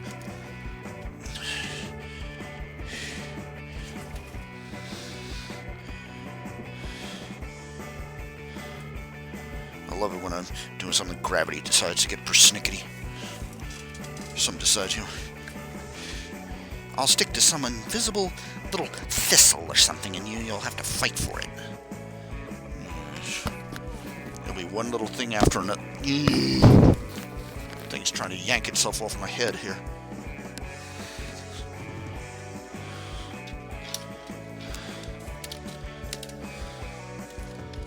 Just give me a second here. Trying to readjust some stuff that I've thrown out here. I haven't sat in a comfortable chair or slept in a comfortable bed in months. This chair I got is supposed to be a 400-pound. It's rated for my weight, which is why I bought it. But whoever built it, whatever factory made it, they maladjusted it. They got the boreholes wrong for the bolts and stuff. So this chair doesn't fit together right. The seat slopes forward. So I'm constantly sliding forward out of my seat.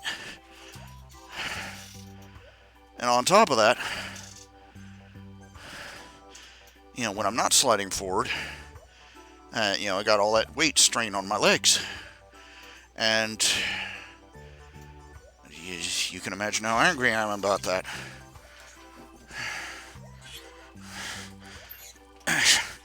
Finding a piece of furniture for me that is rated for my weight and that is comfortable,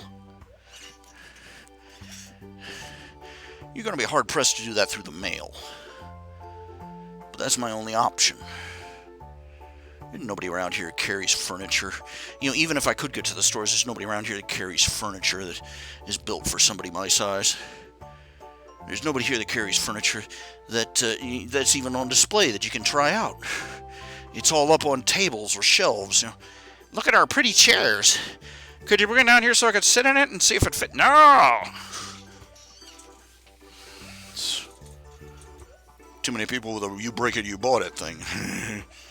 I have no idea what these sketch lines were for that I started out with.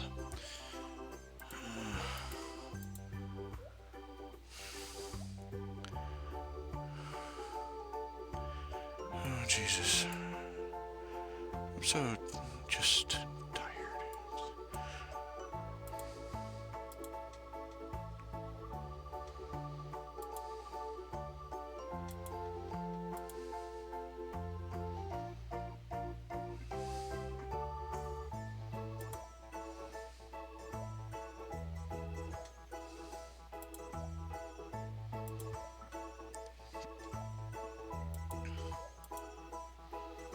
There we go. Trying to figure out which window it was in. There we go.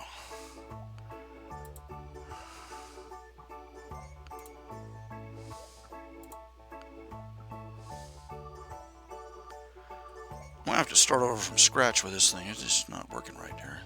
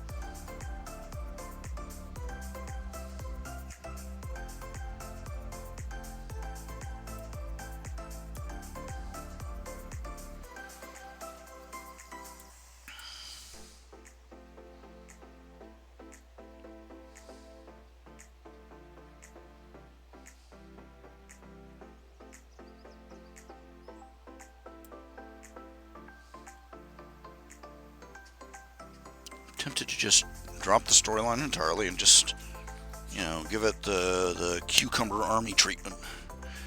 In case you're wondering, it's Scott Adams. He started, he started one storyline in Dilbert where Dogbert tried to create an army of mutant cucumber clones. And by the second strip, he was like, "This is so stupid," and he just, he just stopped in the middle frame and said, the author, deciding that this was an absolutely stupid storyline, has decided to fast forward to the end. And they were, and Dogbert is reciting in her, they were armed with salad shooters. Sounds like, and Scott Adams like, and Dilbert's like, sounds like it was a real pickle.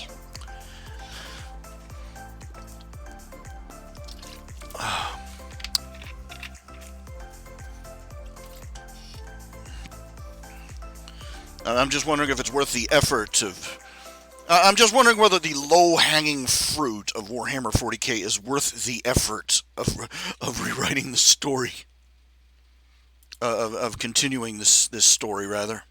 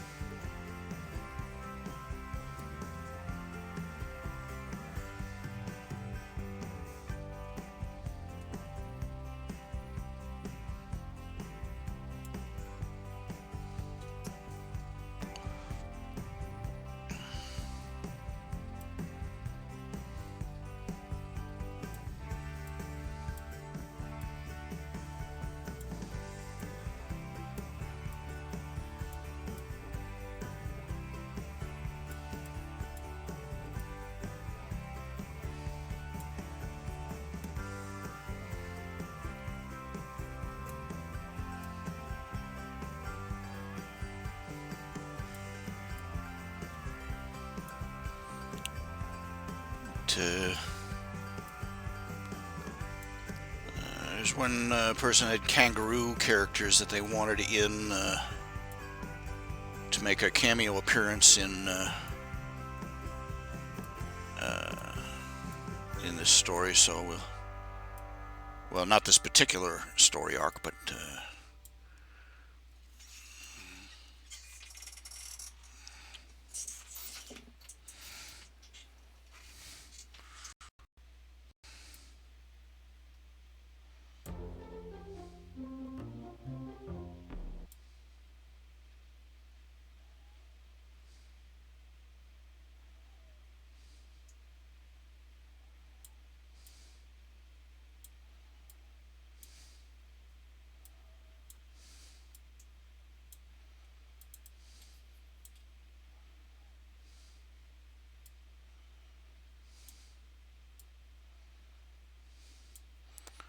Very rough. You're not going to be able to see what it is I'm doing just from these sketches.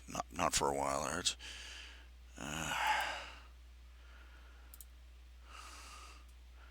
what's terrible is that those scribbles constitute the grand sum total of the drawing I've done today.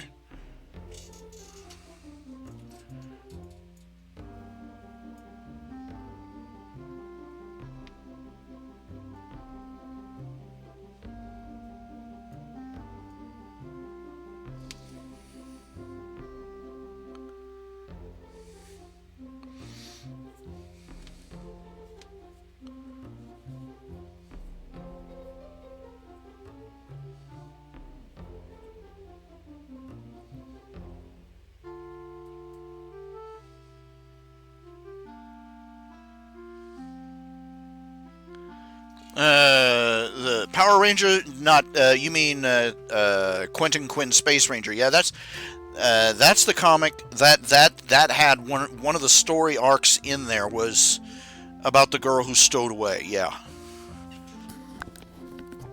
uh, just I don't know. I wonder about myself sometimes. I see these stories almost as a personal enemy that needs savagely attacked. Just there's just so little to cling to in this world as it is. There's just so little to hold on to, and you're hanging by your fingernails, and these idiots are out there tap dancing on around your fingertips and smacking at them out of with a hammer, and wanting you to kiss their butts for doing it.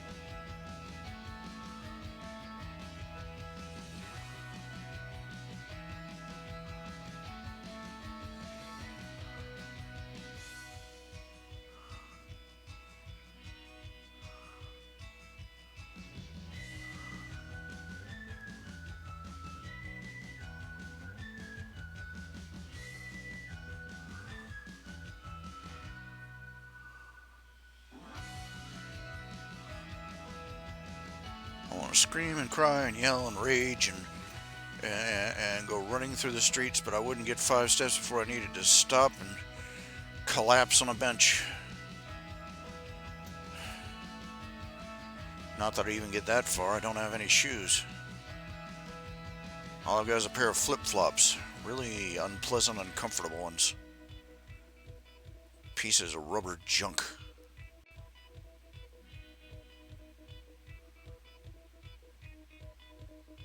That I can't even fit my toes through the strap to wear them.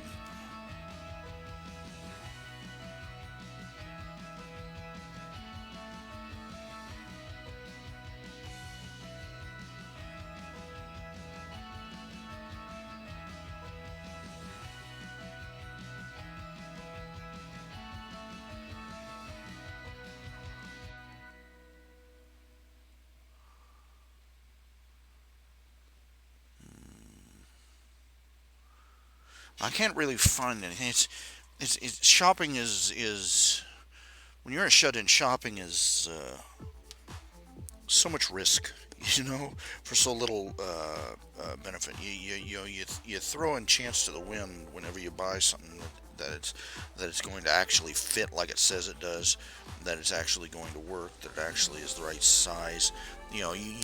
This is the reason that brick and mortar stores still persist in the States, because it's almost impossible to do a realistic comparison of a product. You know, especially if you have very special interests or special needs.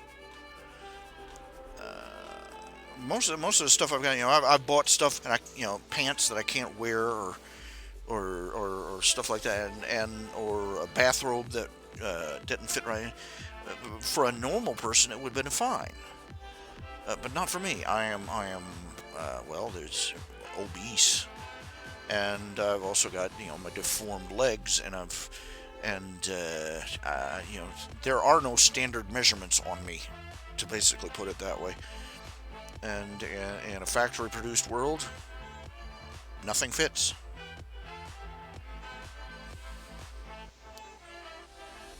The original idea of off the rack clothing wasn't that you bought the stuff and took it home and wore it. The idea was is that you were supposed to buy it, take it home, modify it to fit, and then wear it. The problem is that they've, over the years though, they've changed manufacturing techniques. They're used to the hems, the seams and the hems used to be deeper, so that you had some room for that sort of thing, for adjustment.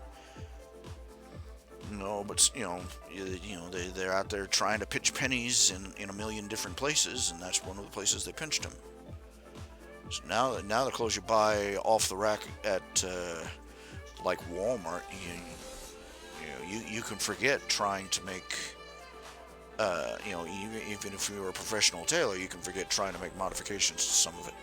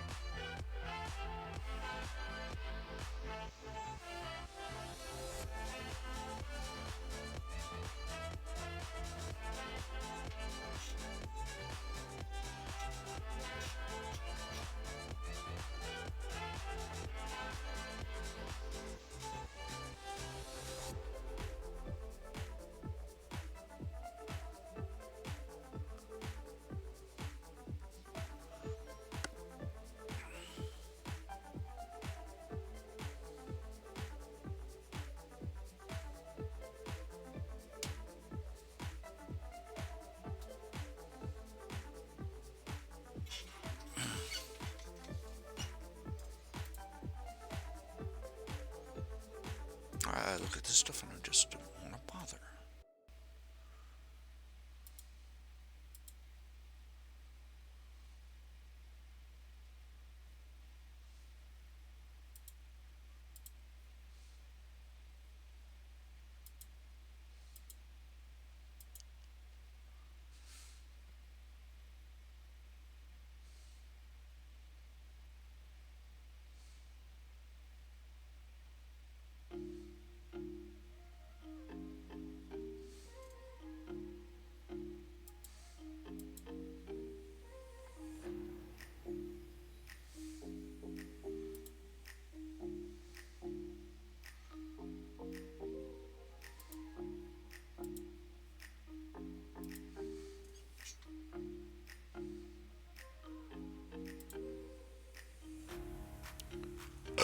Oh, beg your pardon. Oh, yeah.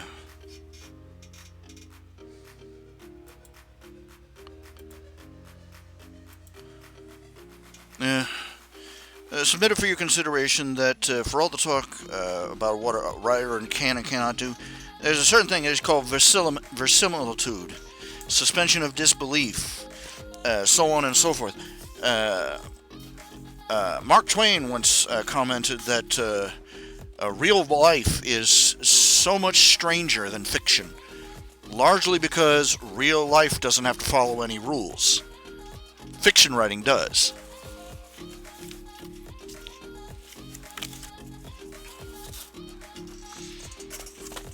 You see, most of this is just, most of the stories you hear. Yeah, if you ever heard the story of Audie Murphy, you go, yeah, right. This will never sell in Hollywood. Audie Murphy, he was. I mean, this guy was one of the most decorated war heroes of World War II. Insanely. So he just the story of his life reads something like out of a batshit insane fan fiction.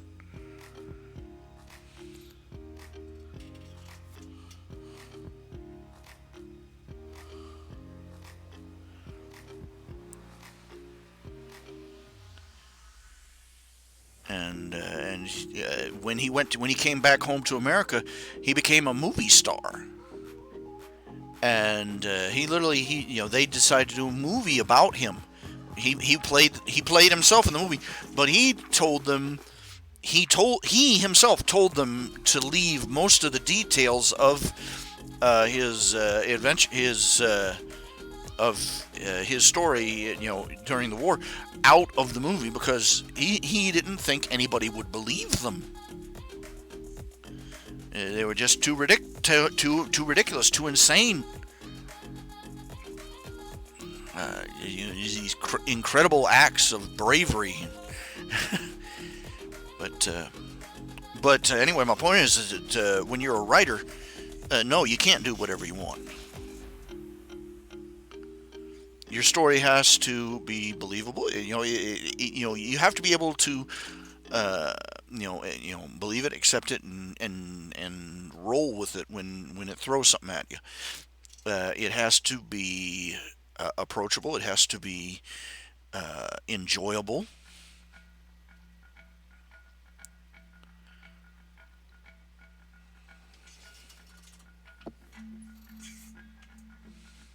And sure, it has to be a good story.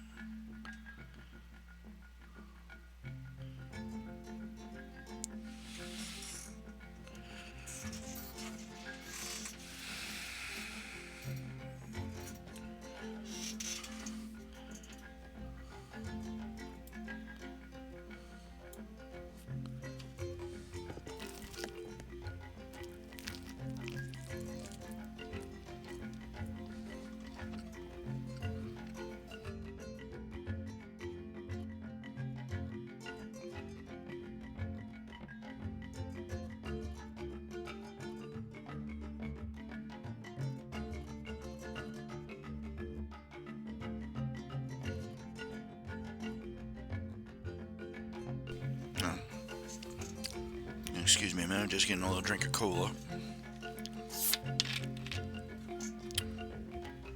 I made myself some lemon lime Kool-Aid. I didn't think it was going to be any good. I'm like, lemon lime, and I'm remembering my last experience with Mountain Dew, and I'm a bleh. Lately, I don't like Mountain Dew anymore. It tastes, even a fresh can of Mountain Dew tastes like a soda that went flat. A syrupy, extra syrupy one too. And the lemon lime isn't crisp or refreshing at all. Sprite is the best soda. The best lemon lime soda I've had in a while is Sierra Mist. Now here, think about that. Mountain Dew, Sierra Mist. Think about it. I bet you didn't notice that. Sierra Mist is a lot lighter and a lot crispier, but it's still a soda, so it's still got that syrupy taste. And I made up this lemon lime soda. And ding, it had that fruity taste. Lemonade. My last batch of lemonade hadn't been all that good. My last batch of fruit punch, Kool-Aid fruit punch, hadn't been that good. But made the lemon lime, and ding, it had that fruity something that I've been craving. Go figure.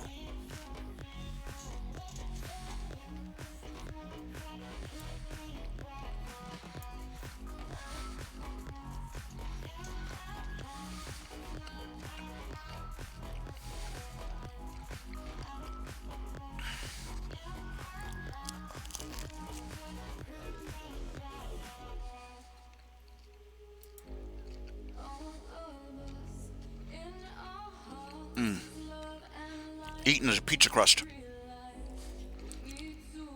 Yeah, the story was in a comic, but the original story of the cold equation was in a sci-fi magazine. It's basically a short story that's been passed around for roundabout as long as I've been alive, and people have either, the pretentious people have come over and this is an example of high art writing, and everybody else is going, this story is crap. So I took a cheap shot. That's I think that's 90% of my so-called inspiration is just taking cheap shots at people and at stories and at and at franchises and it.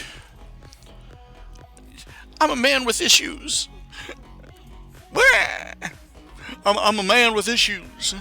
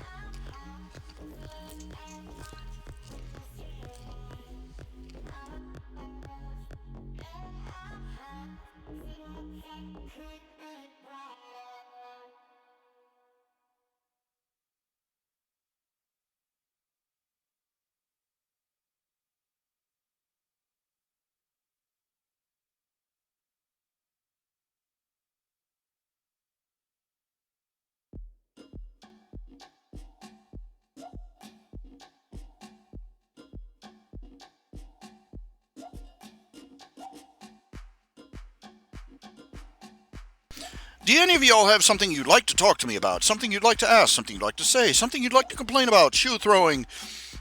Sidewalk spitting? Anything? Come on, talk to me. Share the love! I'm doing that because I can. No other reason. Why is he singing now? I don't know. I fell asleep, and the next thing I know, he's screaming in my ear.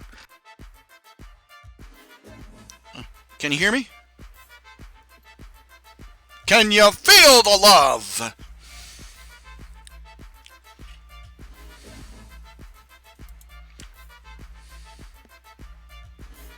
Oh yeah, that's the truth. Man. Man, you should read there is a I don't know what you call, I don't know, it's not a column.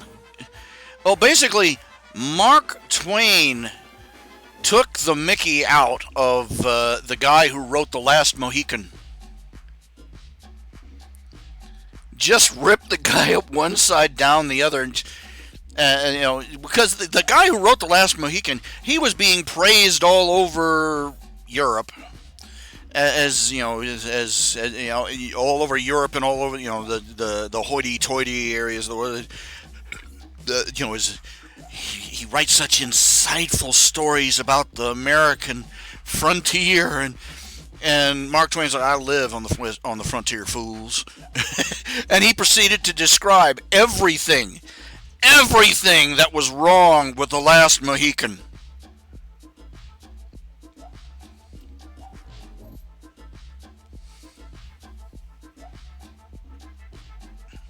Were things like carry weight and ammo tracked in any D&D games we played? I only really played a couple of them, and and they were nearly all under the same dungeon master. Um, well, we were fairly conservative about it, as far as weight carry and that kind of thing. We weren't walking around carrying hippos in our hip pocket or anything like that. But no, we never really counted ammo or encumbrance or anything like that. The games I played really weren't that sort of game. We were more focused on the complete deranged insanity that we got up to.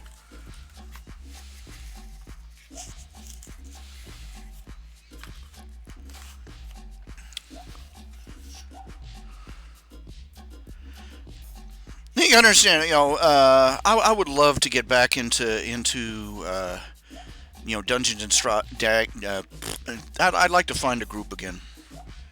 We used to use the IRC, the IRC chat rooms, to do our thing, but now nobody goes to IRC anymore. I've still got an IRC channel. There are people that are still logged in there that haven't said anything in like 2 years. But anyway,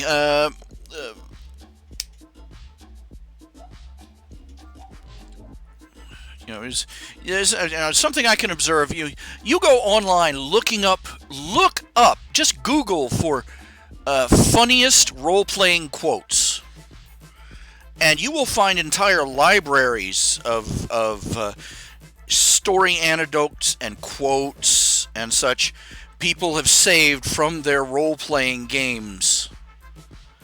Everything from Dungeons and Dragons to Call of Cthulhu to Bunnies and Burrows, and and Ed is hysterical. Basically, let me put it this way: the World of Darkness series of games is supposed to be, vampires, werewolves, so on and so forth.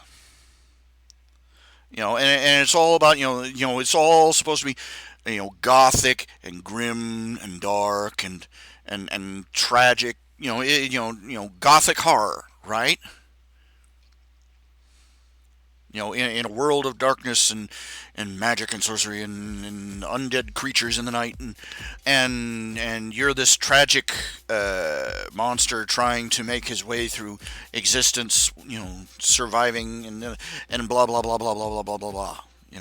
Brooding on rooftops like Batman, kind of thing, and and let's put it this way: one of the excerpts I read once from a role playing session. Somehow, the members of the team, they were in some sort of they were part of some sort of Men in Black type of group, I think. Or no, well, actually, they were running from them.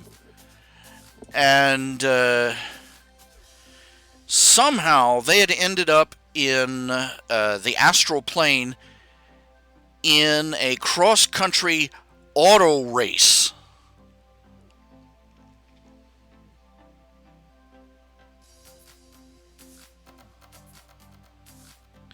And the scene they clipped up was near the end of the session, where they were closing. They were about a mile away from the finish line. They were screaming along, flames shooting out of the back of their ensorcelled Chevy convertible, Corvette convertible, and blasting away at a giant enemy spaceship that was slowly rising up over the horizon behind them. They had an umbral horror strapped to the hood. And the quote from one of the characters, from one of the players who was driving, was, "We may not get first place, but doggone if we don't get something for having the best hood ornament."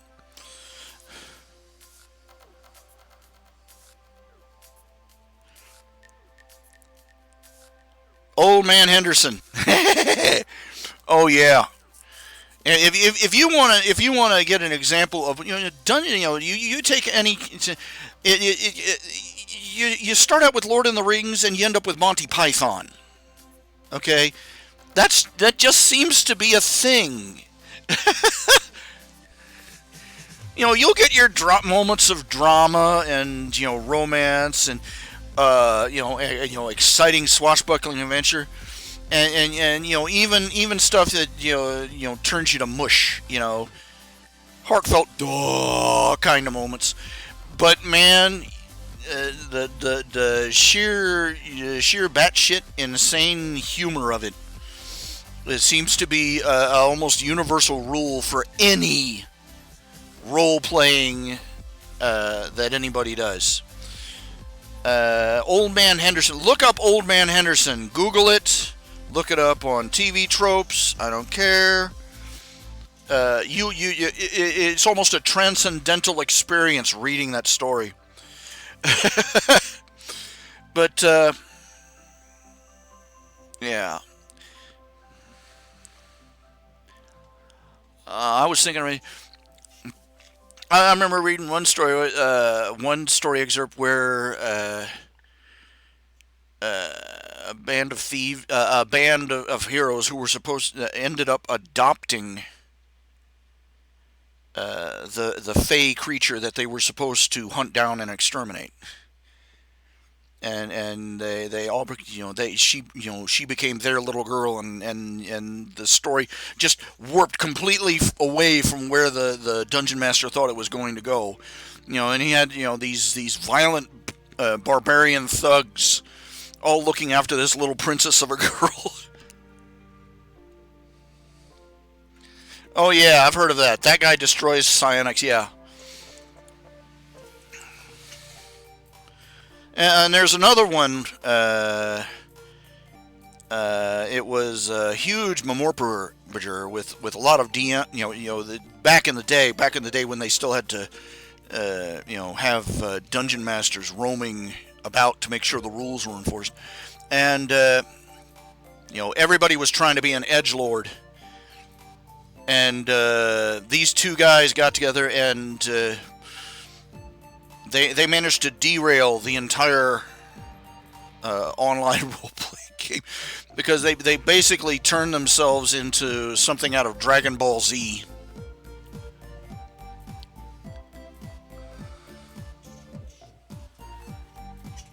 And they just would not play along with all the edgelords in the game, and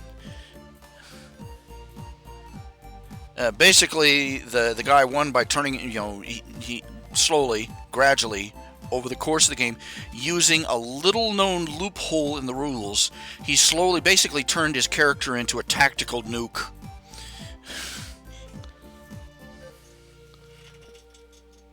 Then blew away the main pain in the ass on the forums with one punch. They do this, role-playing. Like I said, you start out thinking you're going to play Lord of the Rings, and you end up playing Monty Python and the Holy Grail.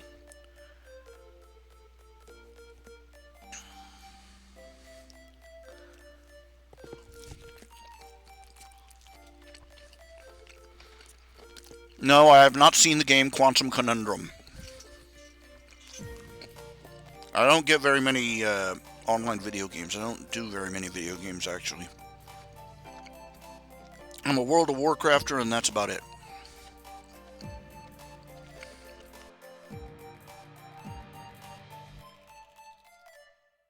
Yeah, I remember that guy destroys psionics. Everybody was that was a game where everybody was going to be a psionic edgelord, and one guy just insisted on making a traditional, old-fashioned, long-bearded, long white beard wizard. And the wizard was continually going around looking for new students in magic. And it was supposed to be that magic was on the way out in this setting. Psionics was on the way in. And the guy leveraged several powers, and the DM really wanted to get rid of him. But every time 3 different times he managed to leverage a subtle spell combination that literally caused the obliteration of psionic powers in the entire universe.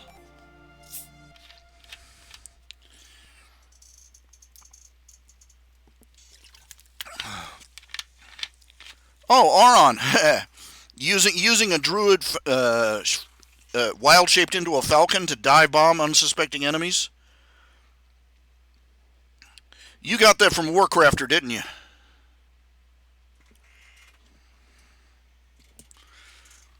One of the things that Bayleaf does is that one of the forms he takes is that of a giant owl. And on several occasions in the story, on at least a couple occasions, he's dive bombed out of the sky and falcon punched some guy in the head. And that's an actual thing. Birds of prey, falcons in particular, some of them, to kill their prey, they will first dive bomb, and they'll be going like 50 to 100 miles an hour, straight down. And they will hit, they will double up their claws into fists and hit the creature they're hunting, like a rabbit, in the back of the head. A double punch, whap, so hard sometimes it will decapitate the rabbit. Bunny's head, bunny foo-foo. And then they'll swing back around and pick it up in their claws. Oh right, oh yeah, I've got several Volperons. I've got 3 different mages, a hunter, a druid, and a warrior. I'm like, oh, let's see what this one looks like. Yeah. Oh, okay. Let's see.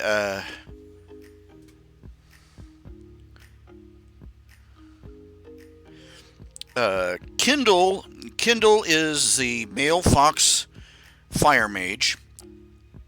Dewshine is the female Volperin frost mage, and Oki, Ooki,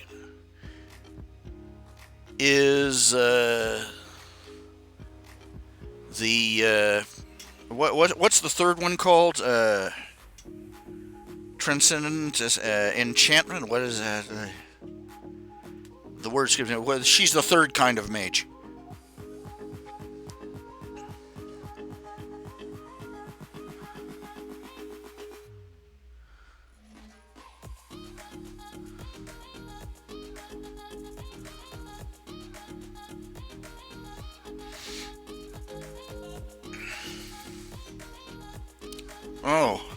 Oh, you used that idea back in the day, dropping magic stones and fire seeds, that sort of thing.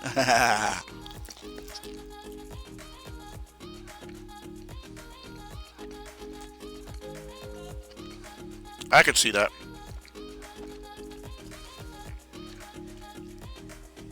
I remember reading a couple ones where the wizard used a minor cantrip. He said,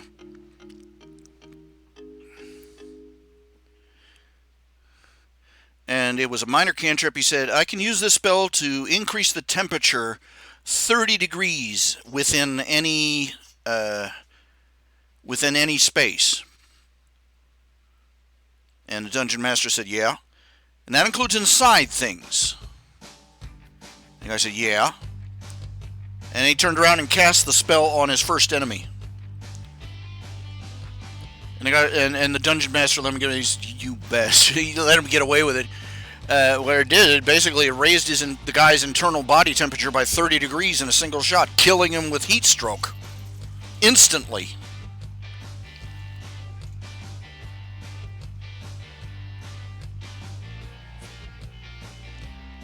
Arcane, that's the one. Arcane's the third. I really want to take the writers of the game, the writers of the game designers of World of Warcraft to task for that. Okay, 3 different kinds of mage: fire, frost, and other. Arcane. And I'm like, that makes no sense at all. They're supposed to have the typical 4 elements thing going on. But they just went all over the road with it. The druid,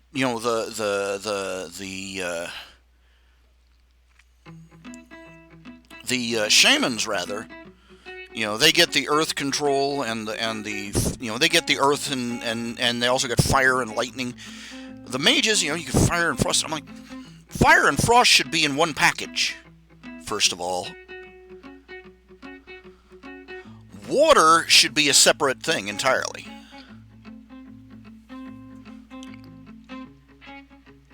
Yeah, I would start over. I would. Oh well, shoot.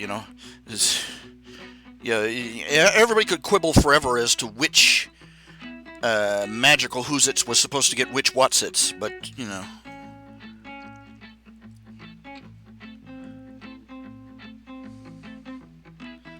And it's like, after a certain point, you're going, why is this guy distinguished as a mage? Everybody does magic in this game!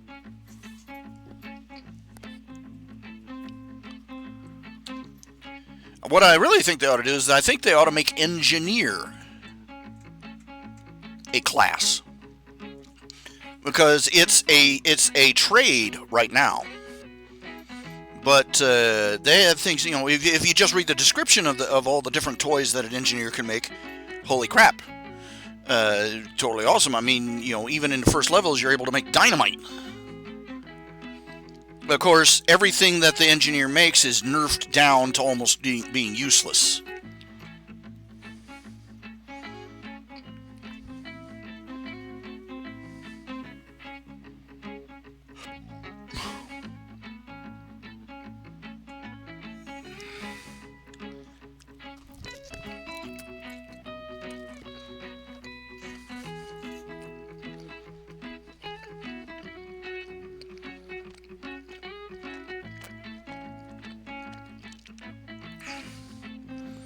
So I think they ought to take an engineer and make it a class.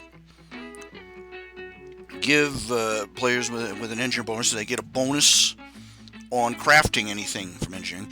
They also get a boost to the power of anything they make, to where they're on parity with the other classes.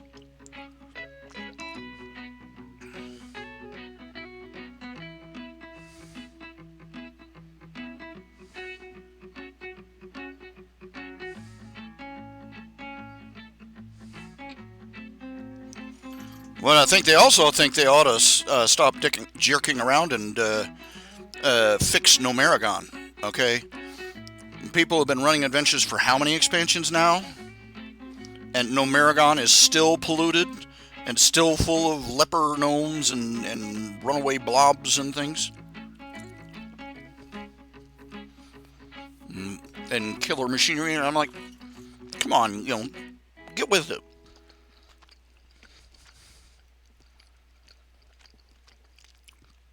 The excuse I've heard for them not making Nomeragon a full gnome city is that would give the Alliance too many cities. Well, then make another Horde city, you schmucks.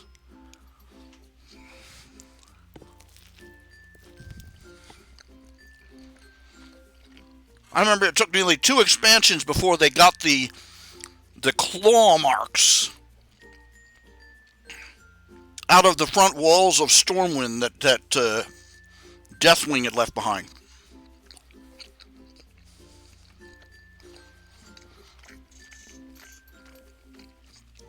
And they were still glowing with hate by the Mists of Pandaria.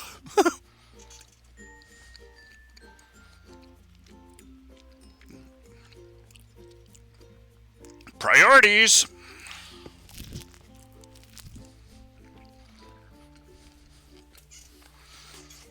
They got miles and miles and miles of unfinished zones and projects and missions, and you name it, that are just buried on the underside of the game, that they could spruce up, activate, and plug in anytime.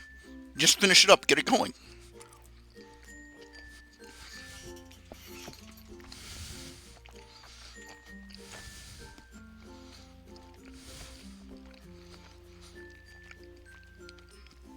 Yeah, the next expansion is Shadowlands. It's supposed to be in the quote-unquote afterlife.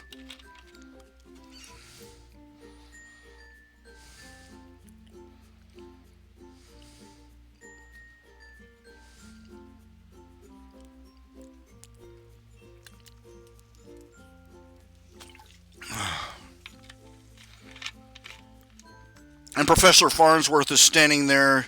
That only raises more questions!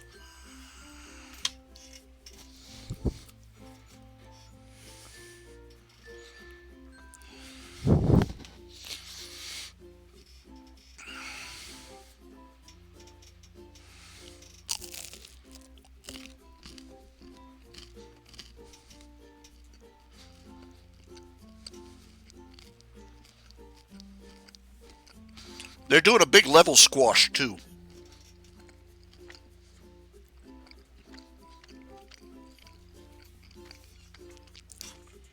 Everything from level 1 to level 120 is being squished down to 50 levels. 1 to 50. If you were at 120 your character will be at level 50. And, Shadowlands will be 10 more levels after that, 60. So, you get, after that, the next 10 levels is in Shadowlands. And all the different zones, you're going to be basically able to level up 1 through 50 anywhere. Outland, Draenor, Cataclysm areas, etc.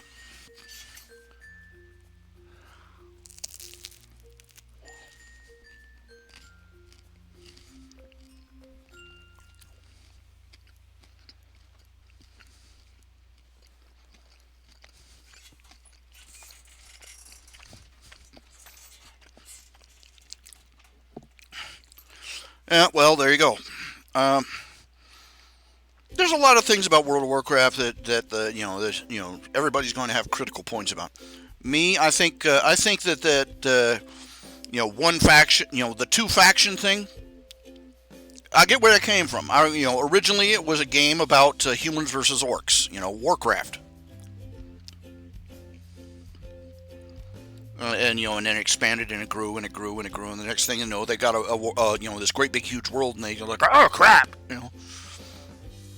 and their simple two-sided game was way more complex than they were ready for. So they fell back on a lot of cliches and stereotypes instead of doing their own thing. Of course, this was their own thing. They're like Ford. They're like the Ford Motors of morphages. They are so big. They gain and lose more members over the typical holiday season than most games have in members total. And they weathered all that for over like 10, 15 years.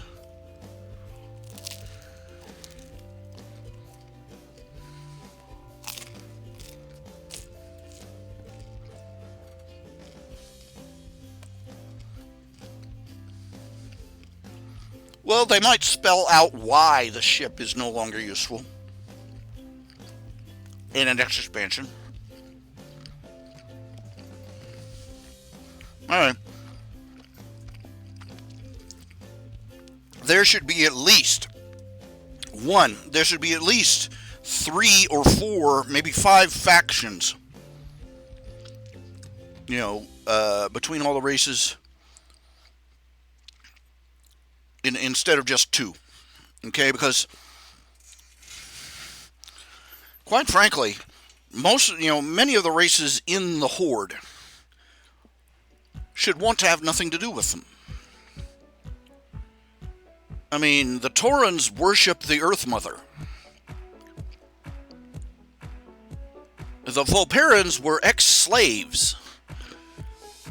Meanwhile, you've got the orcs, who were slavers,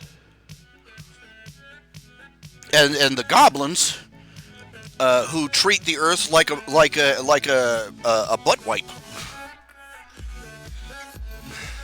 I'm sorry, the goblins are funny, and that they have that sort of Alf Gordon Shumway sort of goofy humor to them. But yeah, they're kind of a-holes. And they pollute like they're auditioning for the new villain role on Captain Planet.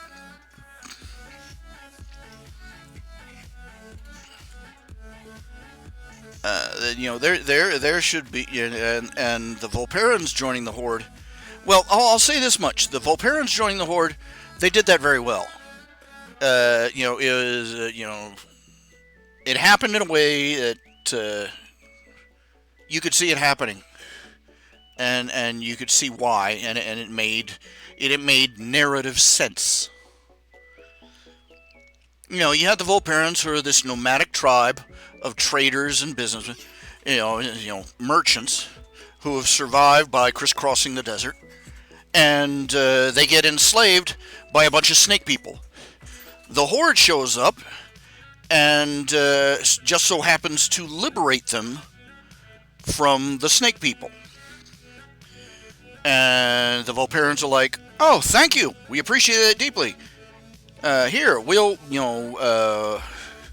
here, we'll transport your goods back and forth. We'll transport your goods and cargo across the desert. At a cut rate. And and the Horde was like, okay, and they had they just, they got a shipping deal from them. And the Alliance came into Vuldun, found out that these little desert fox people were working for the Horde, and the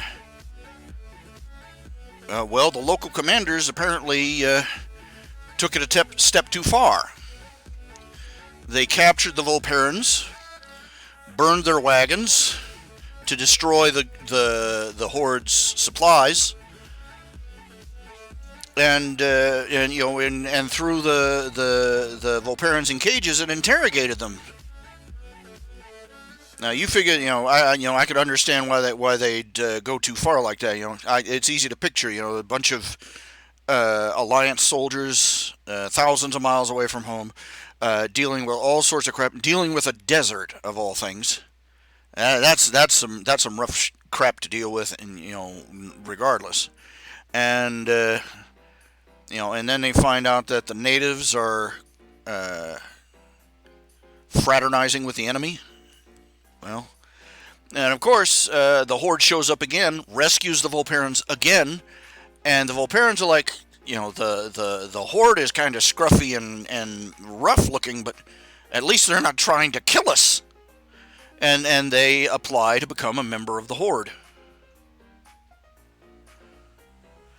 And before they've gotten a real good look at what the Horde has done in the past and what they're getting up to now.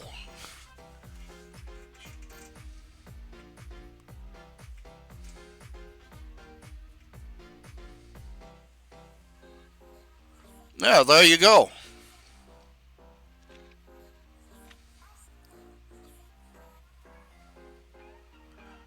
Oh yeah, definitely. The Pandarans should, the whole Pandaria thing was, somebody was trying to make a Vietnam reference, I think, and failed miserably. Because I'm sorry, it was fairly obvious who the aggressors were throughout the entire arc. It's more believable for this isolated tribe of nomads to get a bad impression of the Alliance and a good impression of the Horde, but for the Pandarians to be played like that, no. The Taurans should have been gone. The Pandaren should have been gone. The Volperans should have been gone. And the Trolls, canonically, the leader of the Trolls was not particularly happy with Garrosh Hellscream himself. In fact, the Troll leader took over after Garrosh Hellscream and got killed in his place.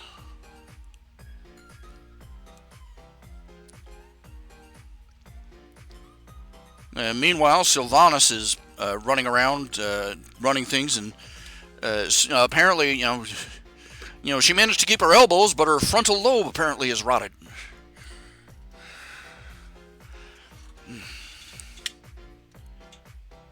I don't remember exactly why the Blood Elves joined the Horde. I think it was something along the lines of, they were former members of the Alliance, and some Alliance commander went off the rails on them. And I think it had something to do with the fact it turned out that the Blood Elves at the time were drawing on fell energy, demon energy, to deal with their magic addiction.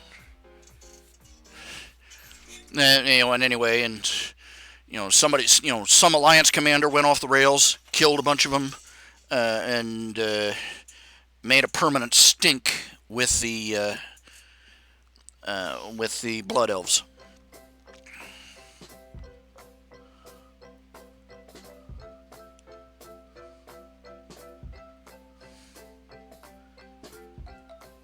Yeah. And it is believable how the way they did it is believable that the Volperans could be persuaded to join the Horde under those circumstances. It was a believable story. What they did with the Pandarans was not believable, because one of the very first missions you have as an Alliance member in Pandaria is that you have to rescue a bunch of Pandaran children from Horde necromancers.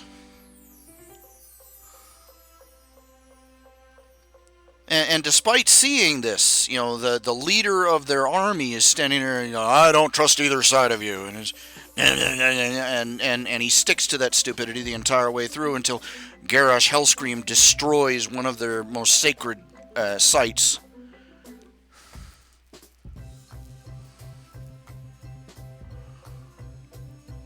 Yeah. The Blood Elves are kind of a-holes anyway. They're supposed to be effete and arrogant and conceited, and kind of makes me wonder if the reason they joined the Horde is because they'd be the prettiest ones in the room.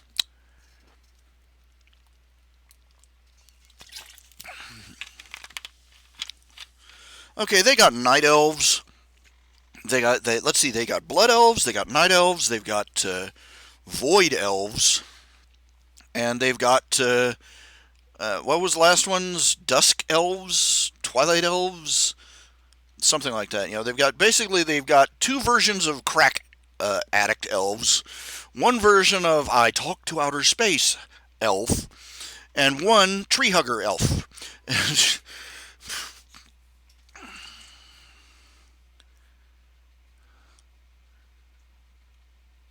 Oh, yeah. But the Pandarans are supposed to have been isolated from the rest of the world for thousands of years by that mist wall, and the ones that join the Alliance or the Horde are from the Wandering Island. So yeah, they're kind of out of touch with what's going on in the world. But after things start throwing down in Pandaria, it should have been obvious who the bad guys really were.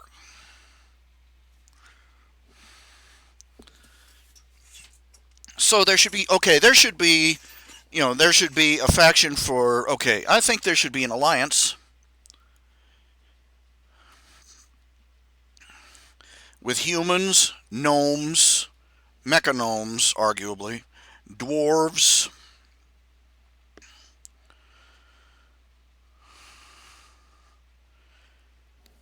and that's about it.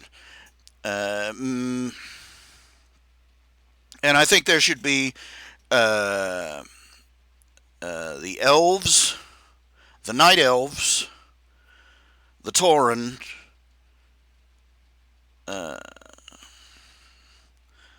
Pandaran, the Volparan, the Worgen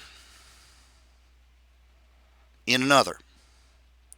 And in a third one, there should be the orcs, the trolls, and the goblins.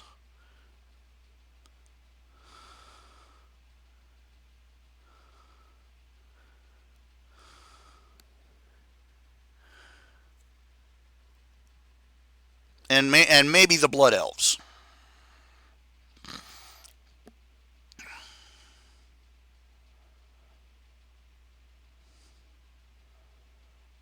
And the other the Twilight Elves, Moon Elves, Night Elves, whatever they call their new version, whatever they call their blue palette version of Crack Elves, that group. And finally, there should be one faction that is, evil, nasty, nobody wants to touch them with a 10-foot pole. The undead, the necromancers. Necromancers and warlocks should, just how many different kinds of stupid do you have to be battling a demon army and let somebody who gets their powers from demons join up with you? Okay? Okay, the the necromancers, the bip, bip, bip, bip, bip, the necromancers, the warlocks, the undead,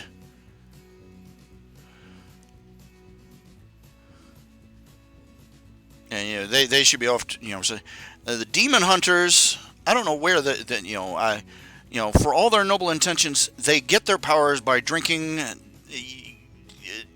demon goop. The night, the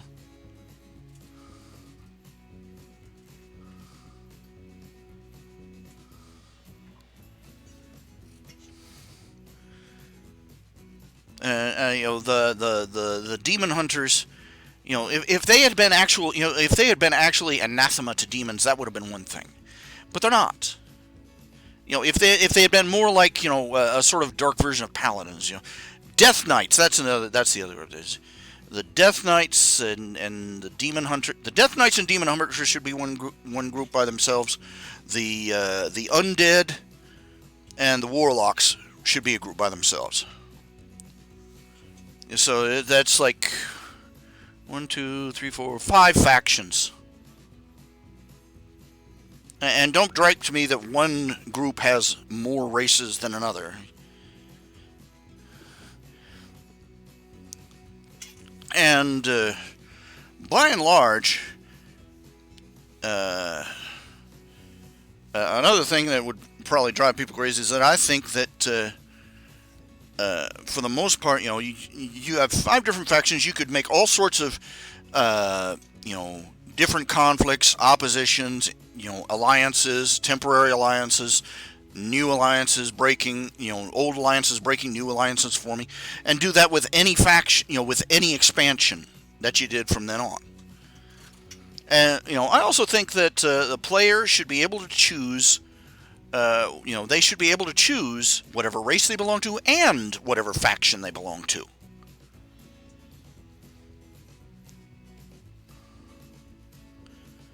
Up to a certain, they should have at least a couple of choices. Like, if you become a worgen, you should be able to choose whether you're going to be with the human alliance, the human alliance, or the nation of the fuzzy wuzzies. The Tauren and the Pandaren and the Volparen, and and so on and so forth.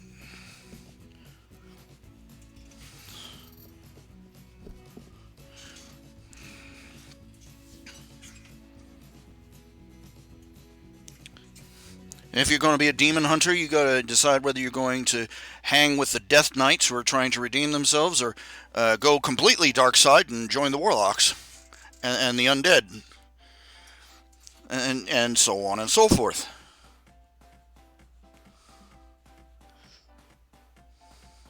That's just my thinking, okay? Because of course it would be incredibly complicated, and nobody would want to do it. Nobody would want to take the effort to make it, so on and so forth. Back in the day, I remember when IRC was, high on the hog, and back early on, I said, I've seen some of the video games coming out. Really, they ought to make a visual interface for IRC chat. So you could have a little avatar and move it around and make it do, and a little virtual world. That'll never catch on. Nah, that'll never catch on. About 5-10 years later, here comes here comes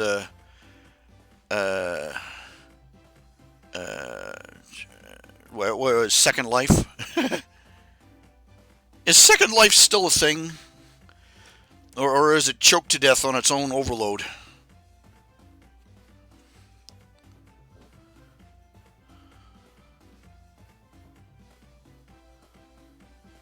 Too much, too much, too much.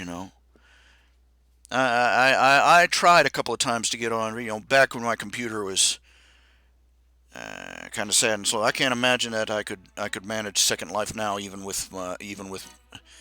I would. Let's not kid myself. I need a brand new computer. I need a brand new everything. But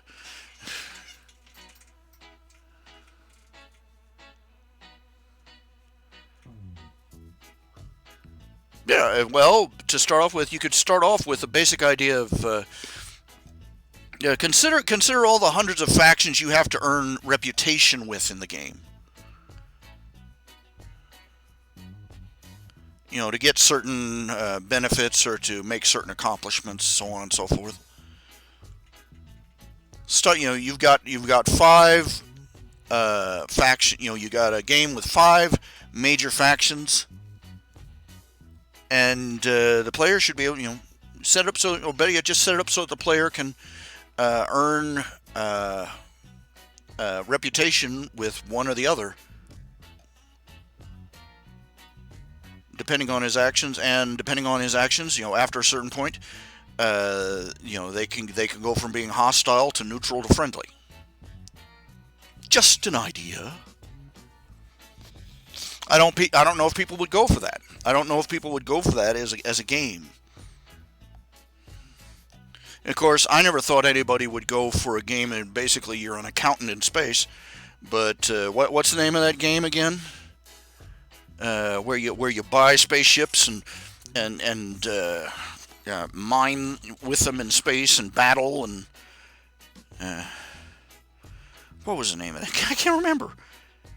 There was one point where two factions literally started a galactic war, and the battle and the battle online raged for something like 3 to 4 days in real time. Just thousands and thousands and thousands and thousands of ships swarming together, and you looked at it, you couldn't hardly see anything for all the particle beams flying in every direction.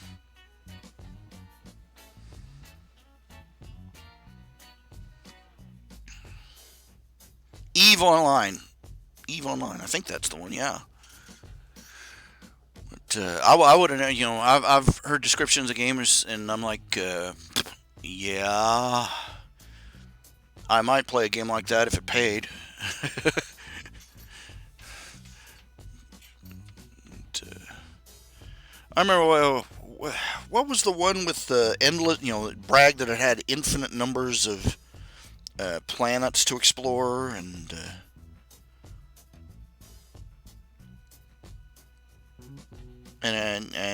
the front of it had a spaceman looking up at a flying diamond, and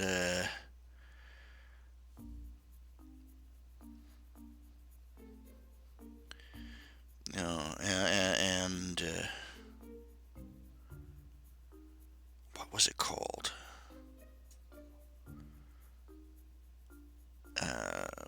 Origins. Procedurally generated planets.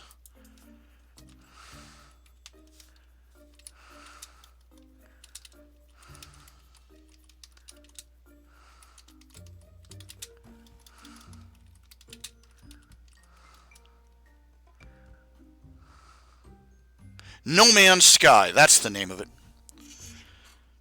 The thing of it is that they did not think through it. You see, procedurally generated just means random. And if this is the irony of it, is when something is random enough, it starts to look all the same. Now, given the same tools that the randomizer had, I bet any number of people could create absolutely fascinating worlds for other players to explore.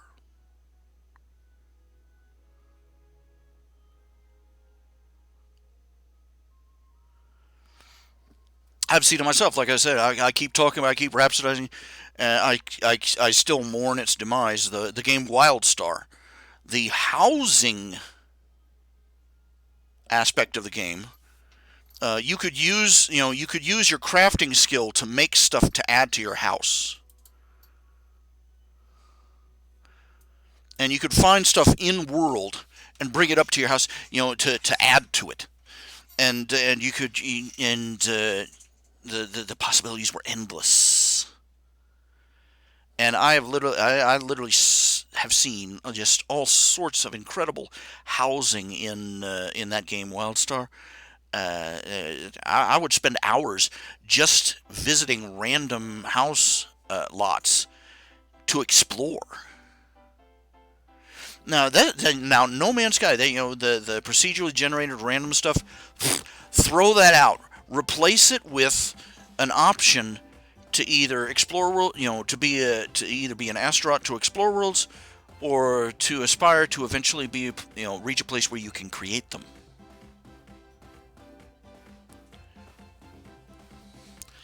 But yeah, just let everybody play.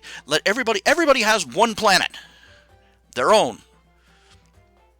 And they start out. They can already, give them a few options to customize their planet, and then let them go out and explore and get more resources to modify their planet more.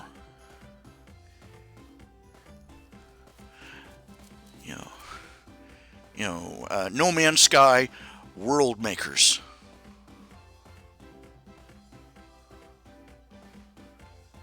I bet if they had that option, No Man's Sky would have kicked every other game's ass for popularity. But randomized, procedurally generated, that's another word for random. And random, if you run long enough, it just looks all the same. And planet after planet after planet, and they showed people playing, planet after planet after planet after planet. It was boring. I was getting bored watching other people getting bored.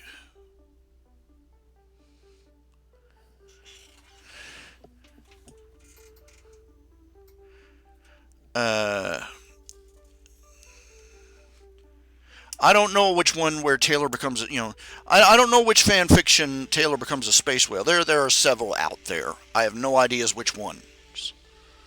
So I wouldn't, those, I'm not into those fan fictions, so I wouldn't know what to tell you. Sorry, Eli. Sorry, T-Mug. Hey, Aron, you want funny? You got this hilarious vision of an undead light priest turning up with an application for the nature faction.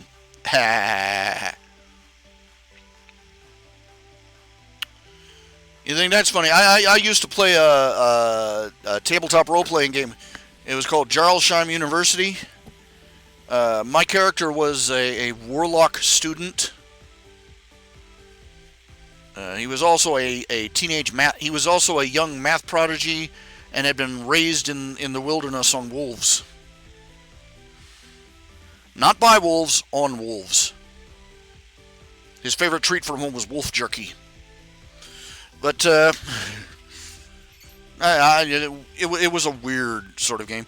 But one of the characters was a cleric. He was a cleric. And he had accidentally stumbled, he had been killed by an accident in training, and by mistake, his friends didn't take him to be resurrected. They took him to the necromancy department. And so now he's an undead priest. And every time he uses his clerical powers, it hurts him. Every time he casts Turn Undead, he ends up running out of the room. So, yeah, there you go.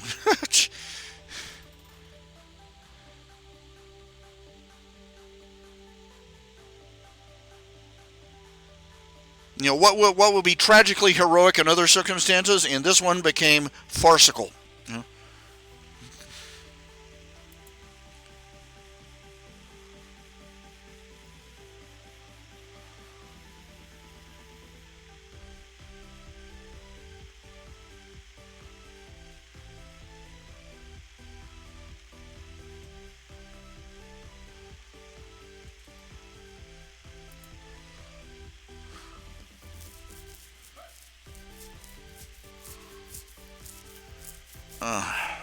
Itchy beard. Nothing like having beard dandruff. Yay! Beard flakes! Get Get away from me, you freak! But, yeah. Away we go. Alright, I don't know where to go. I don't know where to begin. I don't know where to begin. I don't know where to end.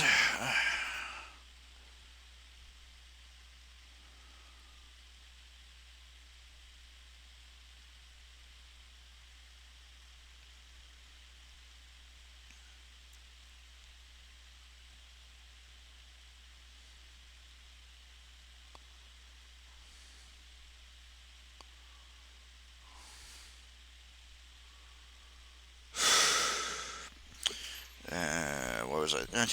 Lost my train of thought. I should not let my mind wander. It is too little to be out on its own.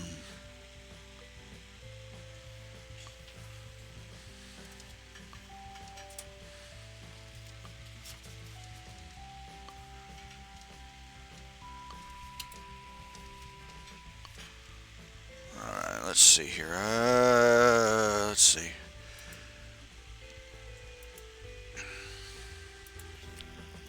Checking something real quick.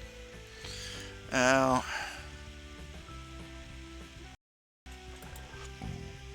pardon. I generally tend to run out of things to talk about at the 3-hour mark.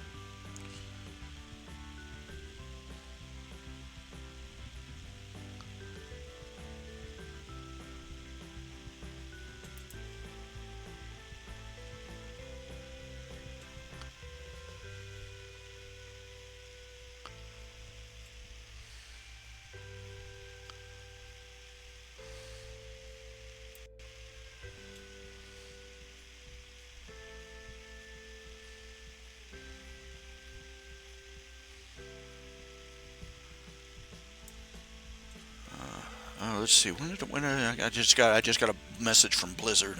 I'm looking at this. They sent me the message 2 hours ago.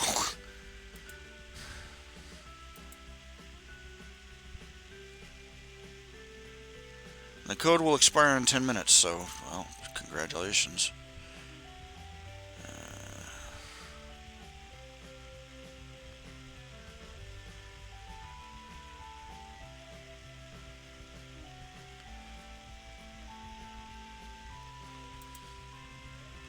Now there is one fan fiction I've been following. It's slowly updating again. It's called One More Trigger. It's a worm story. Now for those, it's much lighter and much funnier. Still, it's still dramatic and but it's still what it is that now in the original story, story of Worm. What I'm talking about is happens before the start of the story itself. The actual start of the story, but it's what leads up to everything. Okay, Taylor Hebert. Her mother died in a texting while driving accident. Her only support in that time was Emma Barnes, her best friend. And her father, though, trying to give her a chance to recuperate, to recover, to cope, sent Taylor off to a summer camp, for a couple of weeks, just so she could be away from Brockton Bay, away from the city, and around nature, and hopefully that she would have time to mourn and gather herself. Anyway, while she was gone, Emma Barnes went through the most traumatic experience of her life. Emma Barnes and her father were driving through a particular neighborhood. They got detoured into a back alley and blocked into their car. And a bunch of ABB gangbangers dragged them from their vehicle. And they were planning on basically they were going to have their initiate carve her face up, to prove their chops. Emma, that was enough that Emma freaked out and fought back. Now, in the original story, uh, in the original story, Shadowstalker was watching. Now, Shadowstalker, Sophia Hess, is a soulless bitch, and she believes in the survival of the fittest, and that people are predators or they're prey. And if people didn't try and fight back for themselves, she regarded them as not worth her time to save. She was a vigilante, and she really screwed up Darwinist worldview. In the original story, she jumped in, saved Emma, and became Emma Barnes' new friend. And Emma Barnes,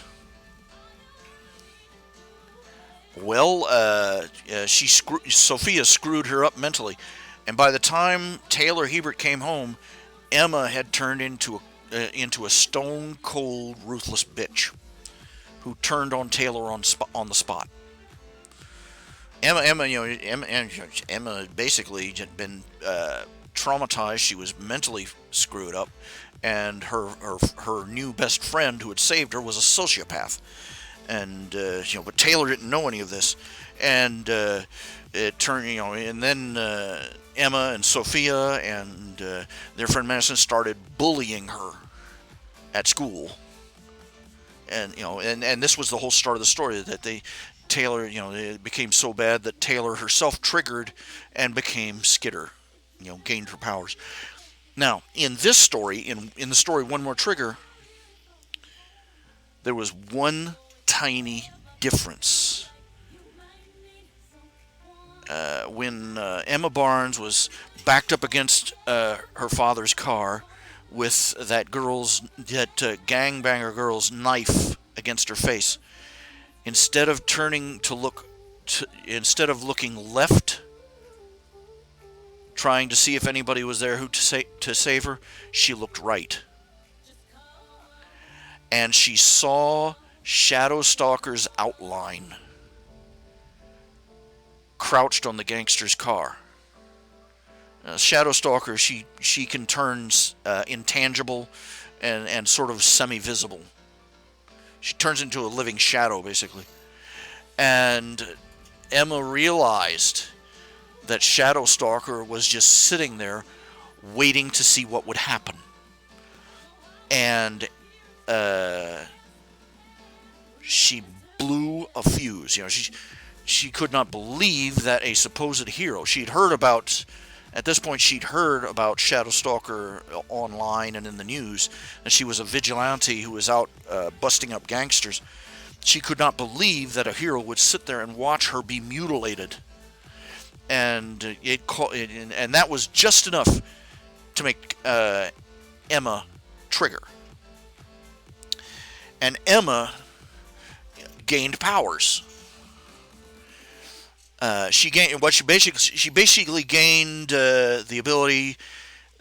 Electrified tentacle hair is the best description. She could grow her hair out to like 50 feet long and telekinetically control it, and she could also run electrical charges through it. And she proceeded to stomp the everlasting crap out of the gangsters who tried to hurt her. And then after she had finished smearing, after she'd finished mopping the alleyway with the face of a couple of the gangsters, Shadowstalker tried to approach her. Hey, you're cool, you're strong, you're like me, and Emma proceeded to slap her around a little bit. And so it was an entirely different Emma this time around. And this time Taylor came home. She visited Emma, and Emma was there for her. And Emma was still her friend. And Sophia hadn't messed her up. And Sophia showed up, tried to ingratiate herself to Emma, because Sophia had become obsessed with Emma. Emma's one of the strong ones, and Emma and Taylor both told her to go, pee up a rope. Well, they end up going to school together, and Sophia, all on her lonesome, starts bullying Taylor anytime she thinks Emma's back is turned. And she actually manages to pull off the locker prank, where she stuffed Taylor's locker full of used hygiene products and then stuffed her in after it. And Taylor, Emma and Madison were there in school, and Emma found out what happened and immediately went to Taylor's rescue. And the thing of it is, by then Taylor had triggered as well and gained her insect powers. But Emma, comforted her and took her to the girls' locker room and helped her clean up, in the showers. And she had buttonholed Madison, who had just been standing there. Madison, in the original story, was one of the other bullies, and they're helping her. They're helping Taylor try and clean all that filth off. And Sophia shows up and tries to get at Taylor again. And Madison proceeds to verbally slash Sophia's tires out from under her, sends her packing. And from that point on, the three are inseparable. And it just so happens later on in the story, Madison gets powers of her own, wind control powers. And they all find out that they're all three of them are capes, and they become a team. And because they've kept their fathers in the loop, Taylor's father and Emma's father become their trainers. And these three girls proceed to basically turn Brockton Bay upside down.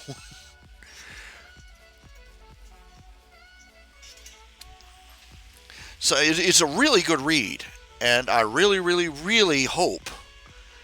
The author updated fairly recently. Updated the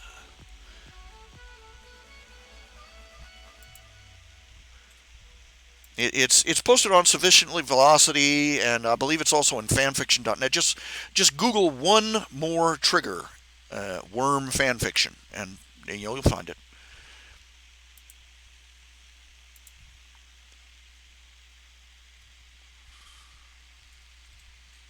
Are any of you all there? Are you any of you? Is this thing still on? Yeah. Talk to me. Tell me that you love me.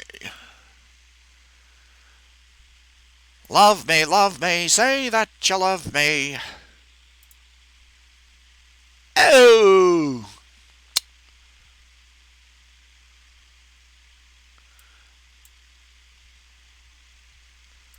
Fool me, come on and fool me.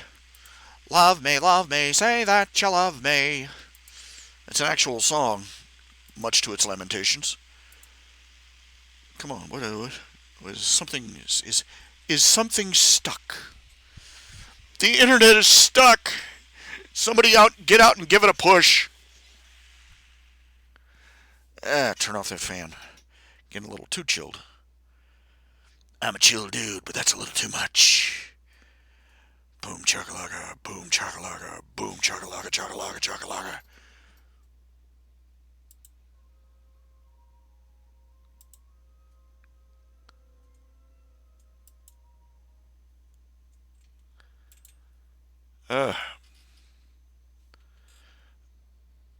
Beg your pardon.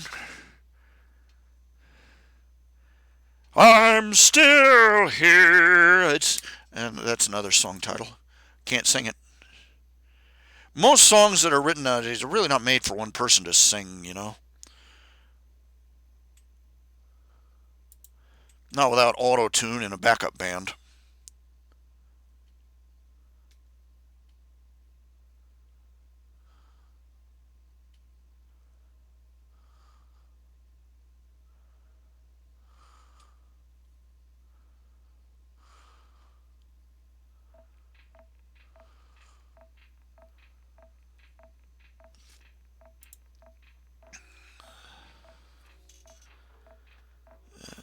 And of course, there's My Hero Academia Spider-Man and friendly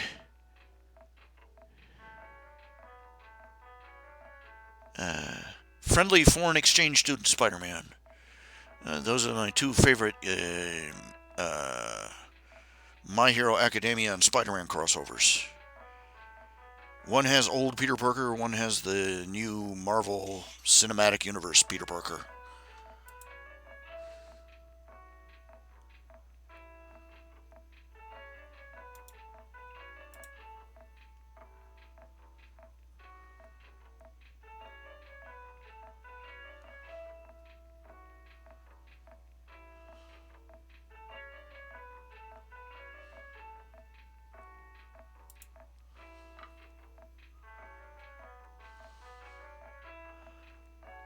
Dun, dun, dun, dun. Little elevator music. Little elevator music. For some reason, I keep getting message about going back to college. Can I begin to tell you how not that is? I'm 49 and I still have nightmares about going back to school. Okay, talk to me, and if somebody was paying, the full load, and if somebody was paying the full load, and they had, and they offered, uh, you know, room and board and handicapped accessible, I might think about it. I'm just wondering how it is. I was supposed to be able to, keep what little I have left of a life, from disappearing down the IRS bankruptcy hole, and wondering furthermore how I'm going to attend classes at the same time. Now, I don't know. you know. Yeah, well, listen to me. I'm sitting here. Well, if somebody was willing to pay for everything instead of me, maybe I'd think about going back to school. But yeah, but I'm saying it would take an incredibly generous offer, which would to persuade me to think about going back to school. Generally, very generous, very accommodating offer. You're talking to a man who struggles to find taxi transportation to his own doctor's office. So, I'm a needy individual. So, and I remember how let's just say that my school years were not my happy ones. And if I were to accept, I'd probably end up going, and I have no idea what kind of degree I would get. I have no idea, and I would probably bomb out so hard.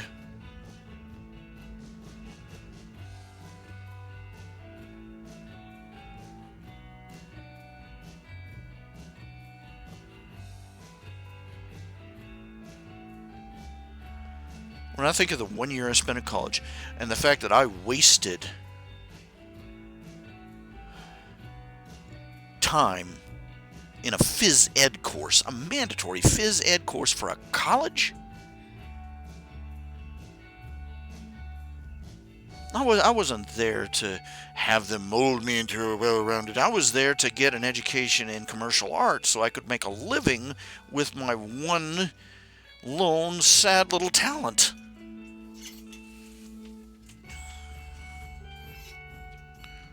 Well, no, they're gonna. It was a Bible college, so they expected. Basically, it was a Bible college, so they took people who were legal adults everywhere else in the world and treated them like 12-year-olds. Eh.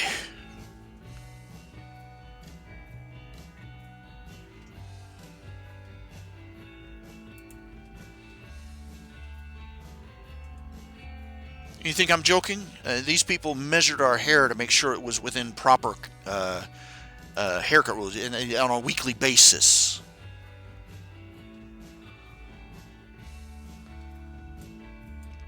talk to me, you know.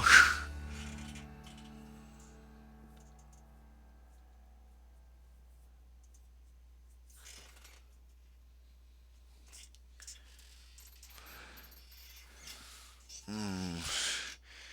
Lost my tissue. Where's my box of tissues? I had a roll of toilet paper actually. It just needs just something to touch my hand. Personal personal hygiene products that I'm supposed to be keeping close by, and I can't seem to find anymore. Why the hell is there a loaf of bread in here? I've got like 5 slices of a loaf of bread in a plastic bag. What it is instead of making a sandwich in the kitchen and then eating it in here, I'll bring the ingredients in here, make it here, and eat it here, and then I have to remind myself to bring all the ingredients back. Oh, there we go.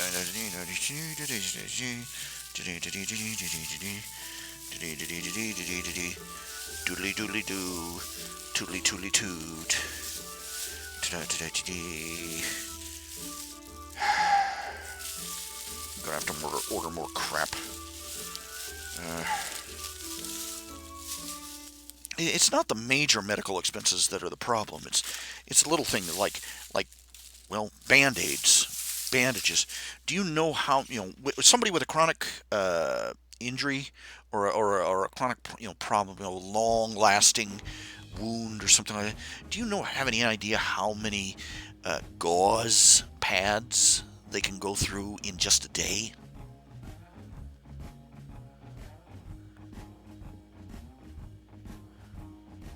See, let me put it this way: I use maxi pads for bandage pads. When with lymphedema, if I get a little cut or a little sore or little injury, or the pressure in my legs gets a little pinhole open and it will start leaking, just pissing fluid down my leg, and I'll have to put a pad on it, and it will soak through in a matter of hours.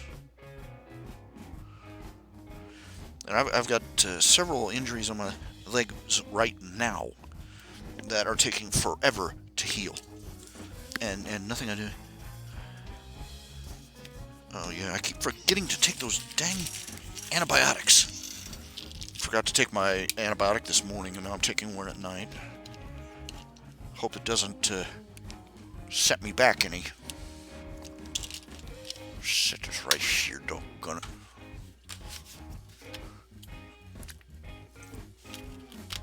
I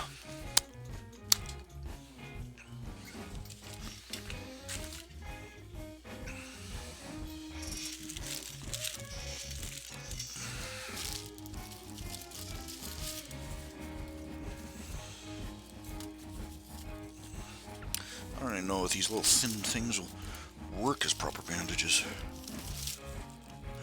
Not even nearly wide enough.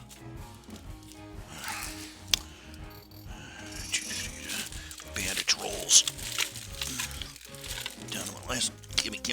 Come here, you. Nothing more terrifying than watching a fat man lean over in a chair, in an office chair, trying to pick something up off the floor. He's gonna go any second. No, he's got his balance. Oh wait, there he goes. Boom,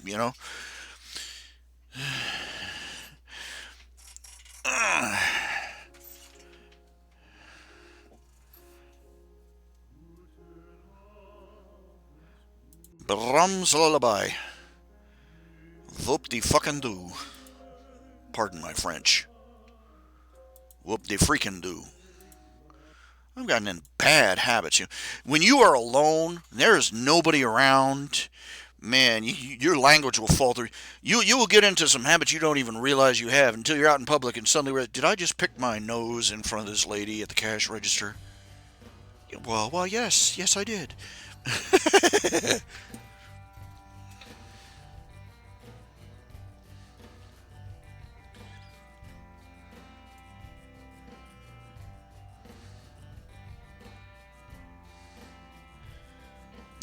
Or you belch or worse, cut a fart, and you don't even think about it. And then you look around. Oh right, I'm not at home in my lonely little trailer all by myself with only the cockroaches to hear me.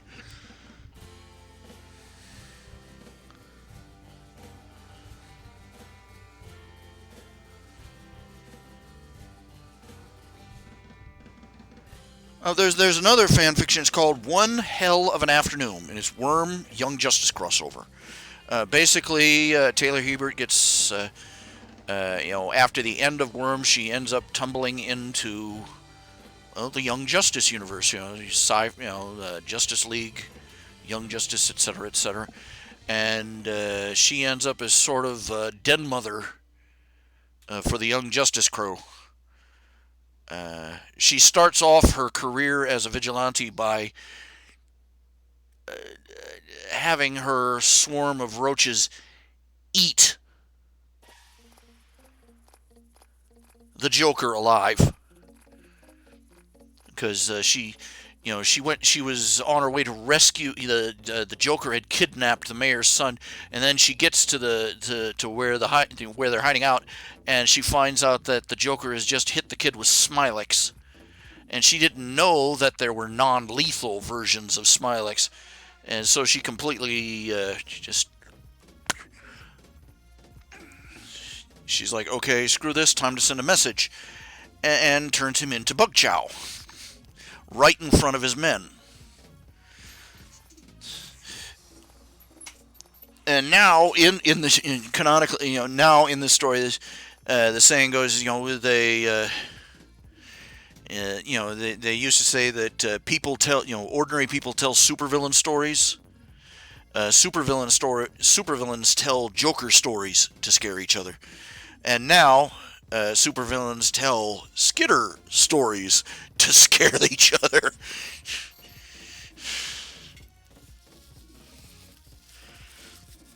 But the Justice League takes her under their wing in order to prevent another, from something like that from happening again. And she ends up, like I said, as den mother for the Young Justice crew.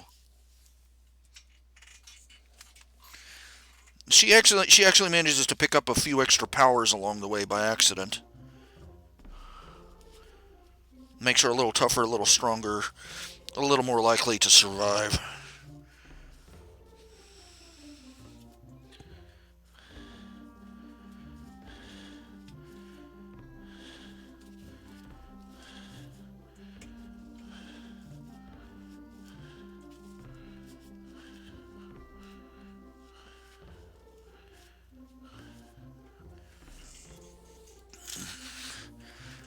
Anyway, it's worth a read.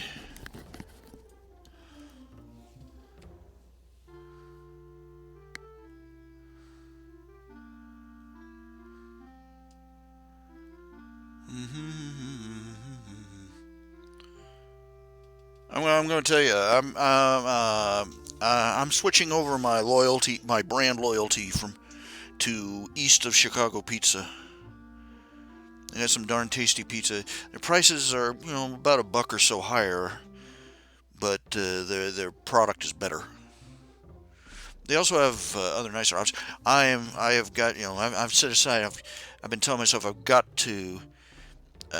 They have a dessert pizza. It's a Dutch apple crunch pizza,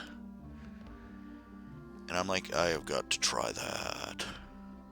They also have chocolate donut holes, which are just, drool on the floor, bleh,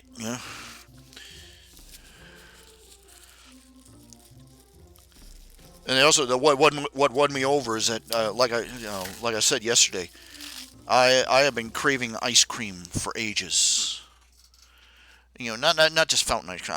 I desperately wanted some Ben and Jerry's, and normally the local pizza place Smitty's, they carry pints of Ben and Jerry's, and I call them back. About 3 weeks ago, I started calling them back and I said, "Do you have any ice? What flavors of pints of ice cream do you have?" And they get a random selection sometimes, and they're like, "We don't have any." And again, this day after day after day, no ice cream. And I'm like, why? Just another Smitty's on the other side of town had ice cream, but they wouldn't deliver to this area. And I'm like, what's the story, Morning Glory? And but eventually I just wanted, one day I just wanted some lunch, and I looked up and holy crap, east of Chicago Pizza has pints of ice cream. Ben and Jerry's. They had cheesecake flavor ice cream. They had Chunky Monkey. They had fudge brownie. They had Americone Dream.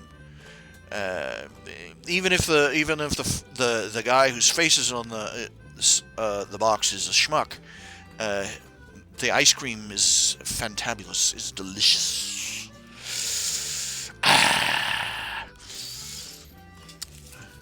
Love me that Americone Dream ice cream.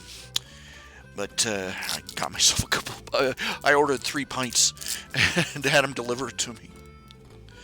And I'm like, you have more? And they say, oh yeah, we keep it around. What is thy bidding, my master? And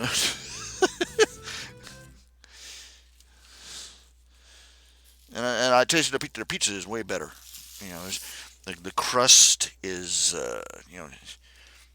it's the crust is fluffy on the inside and crispy on the outside, and they even have Chicago. They even have Chicago style. Where the marinara is on top.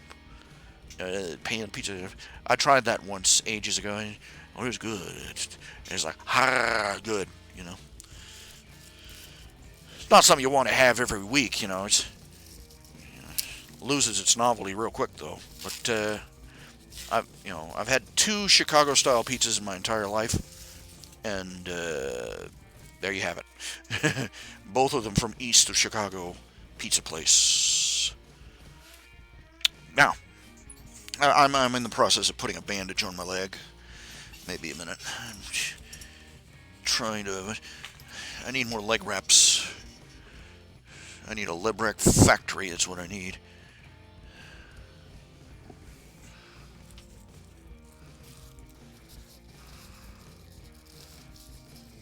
I needed some. I could also use. I have a laundry list of things I could really use.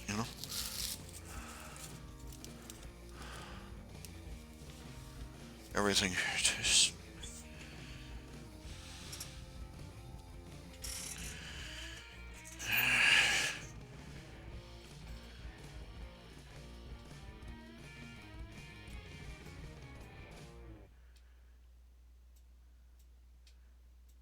there are days I think I'd probably be better off trying my luck as an alien's house pet.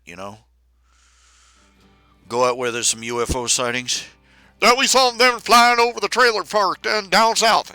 And go out there, sit out there with a radio antenna, tinfoil hat, and a box that says "Free to a Good Home." Spend the rest of my, the sad remainder of my life playing fetch with E.T.'s kid.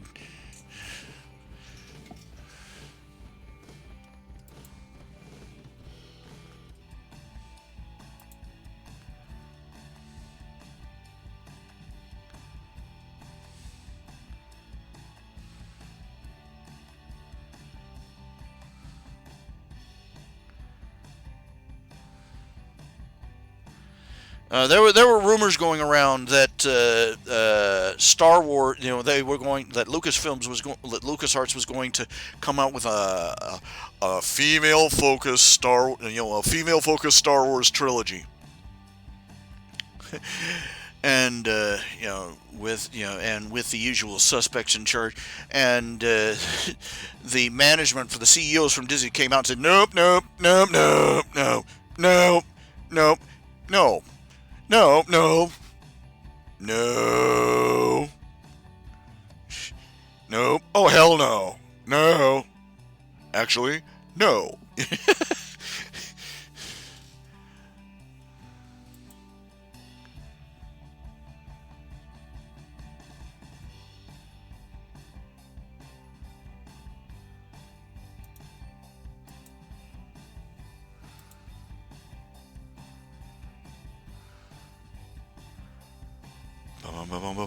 Biden's on the ropes. Apparently, there's a sex scandal going down about him, and they've also got footage of him ranting and raving about foreigners and wanting a 700-mile-long wall.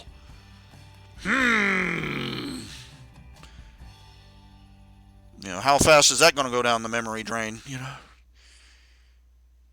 Rather go down the hole.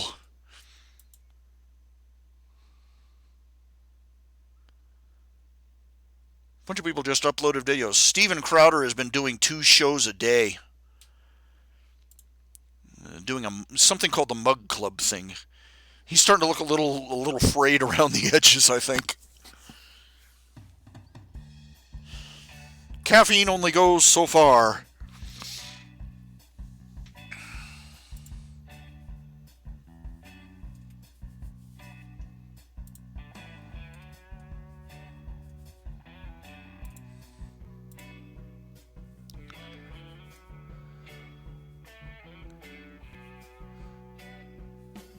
Three Musketeers used to have 3 different flavored bars? Well, I'm assuming regular, dark chocolate, and something else. Yeah, I think that's what happened. I think the Disney execs realized, oh crap, they're trying to go, the LucasArts schmucks are trying to go completely woke on us, and they don't. No. An all-female. So, of course, let's be honest here. I've read some of the notes that I've read about some of the notes George Lucas had scribbled aside as his plans for the next trilogy, and back before he sold it to Disney. And well, let's put it this way, just oh, George Lucas, just what have you been smoking? Crazy crap, it becomes more and more obvious with each passing year that George Lucas, just epic level dumb luck. Epic level dumb luck. He came out with the sci-fi trilogy at just the right time and just the right place, and built an empire on it. Because ever since then, he has shown just no common sense. Among other things, his movie was nominated as being one of the top 100 most influential movies of all time. Part of that honor is that the people that make that decision, they get a copy, an original cut, the original edited cut of the movie from the director, and they store it in a vault with all the other movies that they've nominated. So that an original copy of the original movie will be there forever. And he has refused to give them a copy. He keeps trying to give them the updated version. And they say, no, this isn't the one that got all the awards. We want that one. He said, we're not going to give you that one. And all the people that worked with George Lucas, the musicians, the actors, the special effects artists, the makeup artists, the costume designers, all these other people who are supposed, this is their legacy too. This is their creation. This is their, moment in time, their place in history. And because he refuses to let, the original cut of Star Wars back out in public, they're being denied it. The people that work with George Lucas seem to, I'm surprised if there's anybody left that will willing to work with George Lucas without strangling him within a day.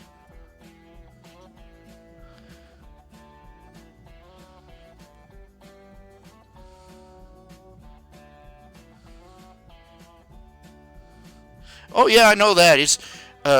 It was his wife at the time that did the major editing on the middle one, if I remember correctly. But Well, let's face it. George Lucas is laughing all the way to the bank. He managed to offload Star Wars before it went sour on him. He'd already screwed up with the prequels, so he's like, "Oh, you want to pay me how much?"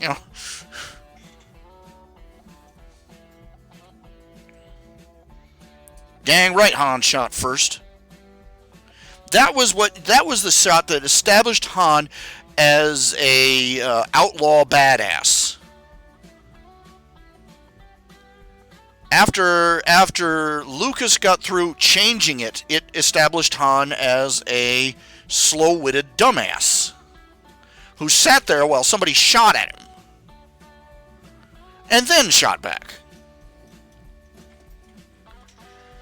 But the again, social snowflakes.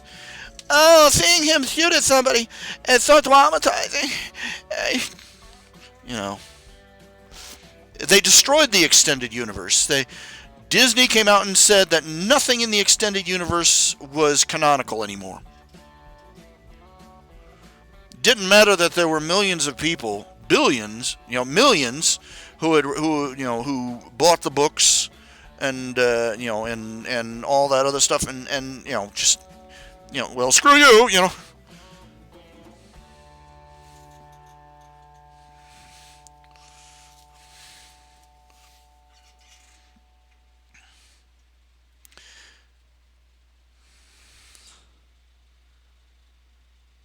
That jackass literally had a golden goose land in his lap, and the first thing he did was reach for the sauce. Ugh, some people. I'm not too thrilled with Bill Watterson either, the author of uh, Calvin and Hobbes, the creator of Calvin and Hobbes. He literally refused. He just quit. He just stopped dead at the height of his popularity. Okay, that was fine. But what gets me is that he refuses to talk to anybody about making an animated feature. He refuses to talk about making a movie. He refuses any offer for merchandising or franchising. He literally turns down millions and millions of dollars.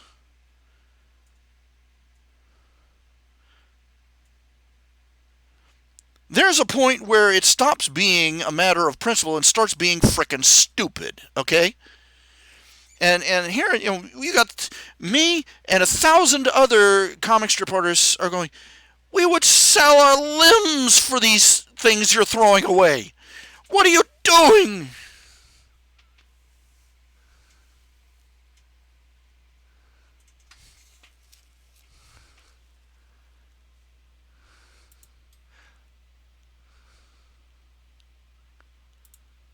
No, I'm doing it for my artistic principles. No, you're doing it because you're a moron.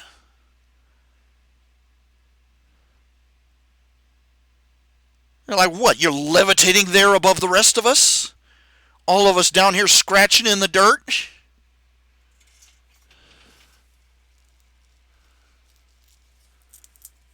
Yeah.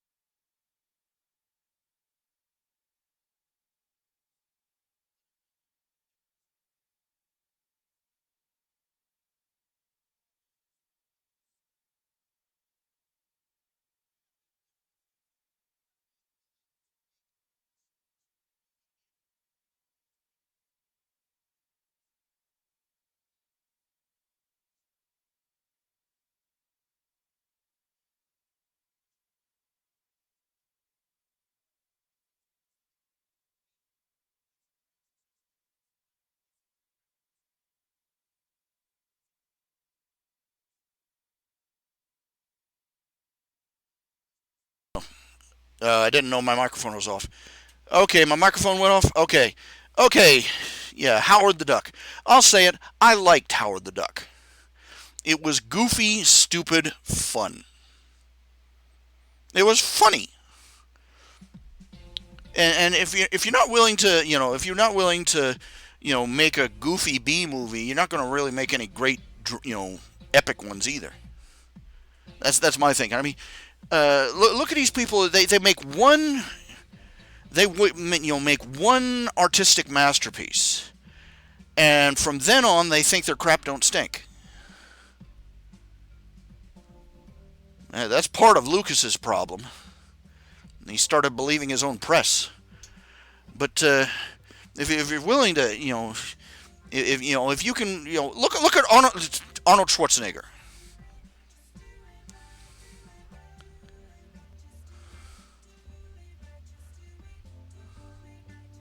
Arnold Schwarzenegger.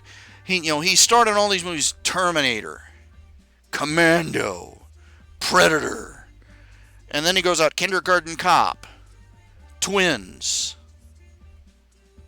Junior. Feel how soft my skin is.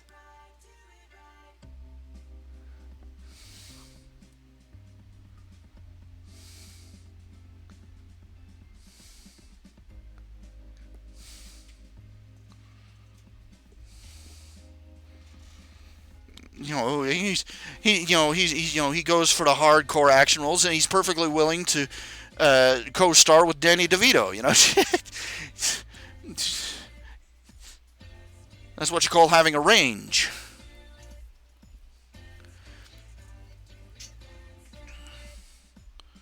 If you're not willing, if you're not willing to, if you're not willing to play in the mud once in a while, you're really not going to be able to do anything worthwhile. Because you're going to be too full, too full of yourself, too self-important.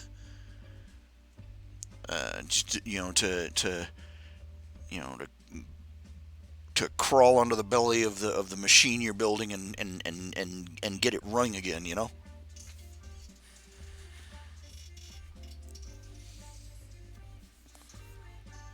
Okay, can you hear me now? Can you hear me now? Heidi ho! You see, there's a lag between me to the microphone, from the microphone to YouTube to you guys, and then back from YouTube from you guys to me. I have no idea. So, Lord Hallelujah, can you hear me now? Can you hear me now? Good. Can you hear me now? Good. Can you hear me now? Good. Remember that guy?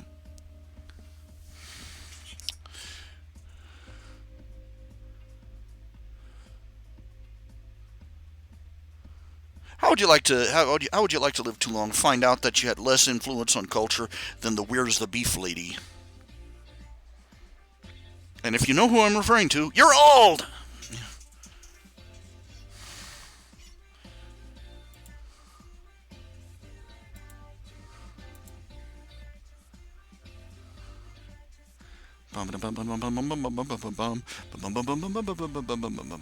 So.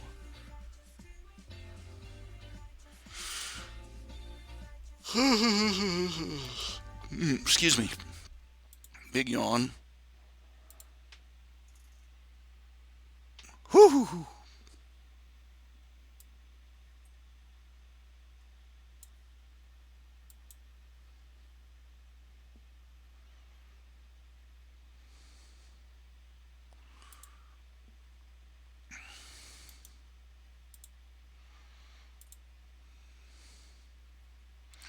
Checking out a couple of things. Checking out a couple more things. Checking out a bunch of random things. Somebody is still trying. Somebody is still sabotaging my TV tropes pages. Apparently, we hate you, and we're going to make anonymous attacks you from way over here. Aren't we heroic? We're the heroic People's Front of the Social Justice Warriors Association. What a bunch of nozzles.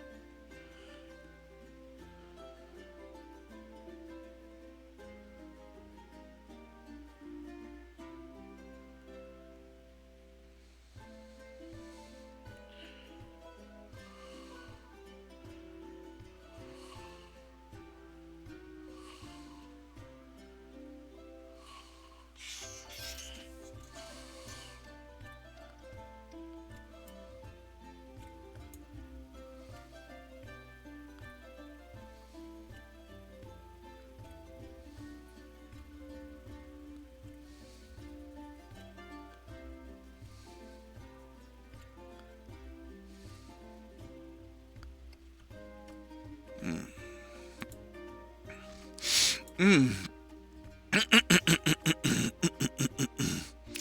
That worm DC. Let's see. Just said okay. Uh, Look, there's no just Google it. Yeah, that'd be a lot easier.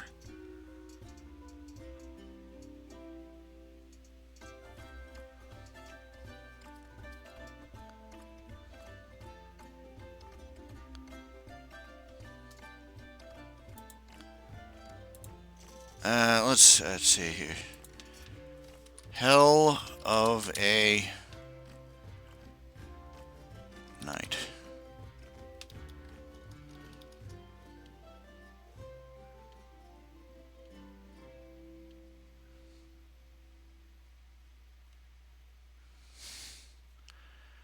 Where is this?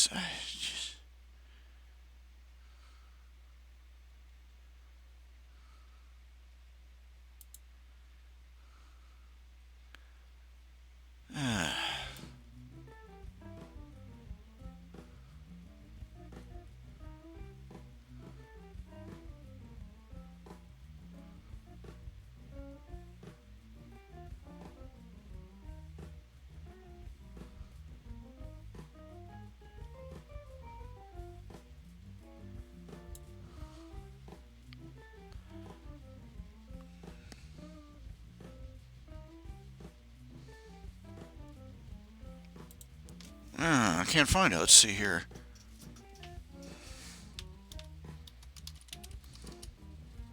One hell of an afternoon. Worm Young Justice. Let's see here.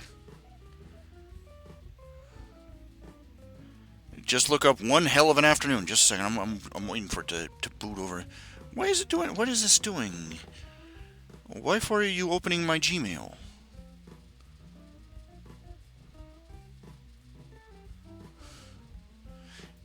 Mom, the computer's doing that. Better bring the thing.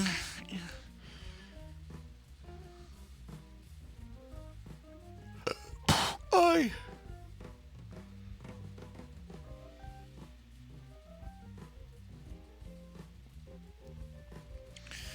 Okay, this is on the Space Battles forum. I don't know if I can actually get you a link here. Is this? Let's see here. Is this, let me see. Let me finish. One hell of an afternoon fan fiction. Space Battles, TV tropes. www.fanfiction.net. Here we go. This is a little bit easier. Copy. No, this is Black Butler. Doggone it! Why can't you sound butter?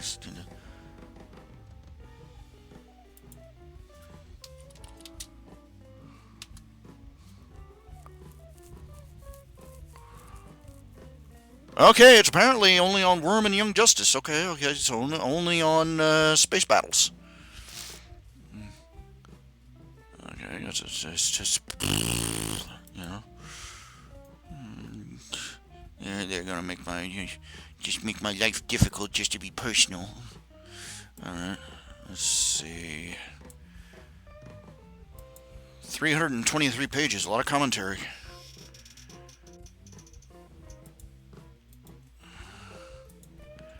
Look, I have, YouTube throws a hissy whenever people try to post a link to anything. But there it is, if you can see it.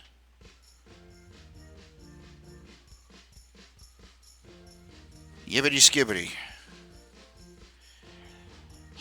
Yippee-cod the freaking yay! Hey, hey, hey, hey. Don't ask me where that came from. I don't know either.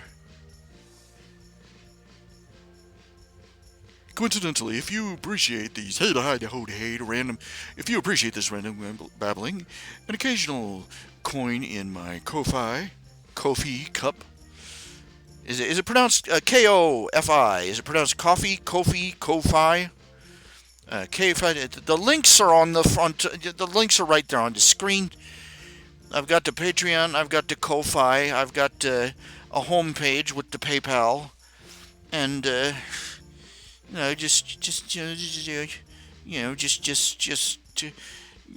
throw a penny to your Witcher. Throw a coin to your Witcher. Forget the Witcher. Throw some to me.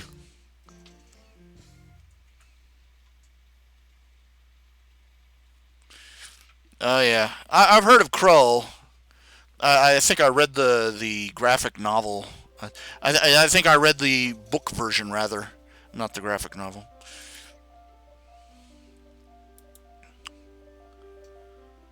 Yeah, everybody was trying to make the new Star Wars. Even when Star Wars was not called for. I read a script. It was the original script for Do Androids Dream of Electric Sheep?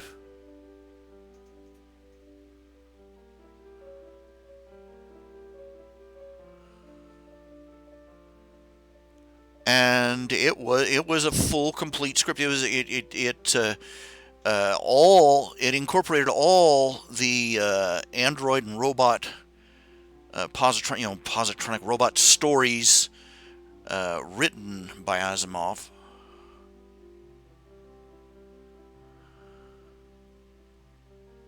What was that terrible?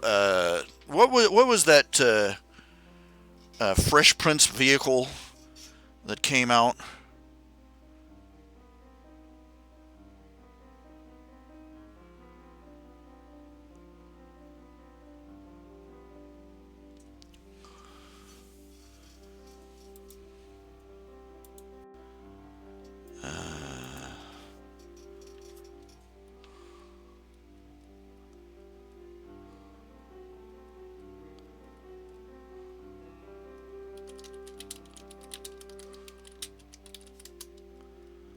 Uh, I Robot. I read the original movie script treatment for iRobot. It was epic. It was a sweep. It took, it incorporated all of, was it Asimov?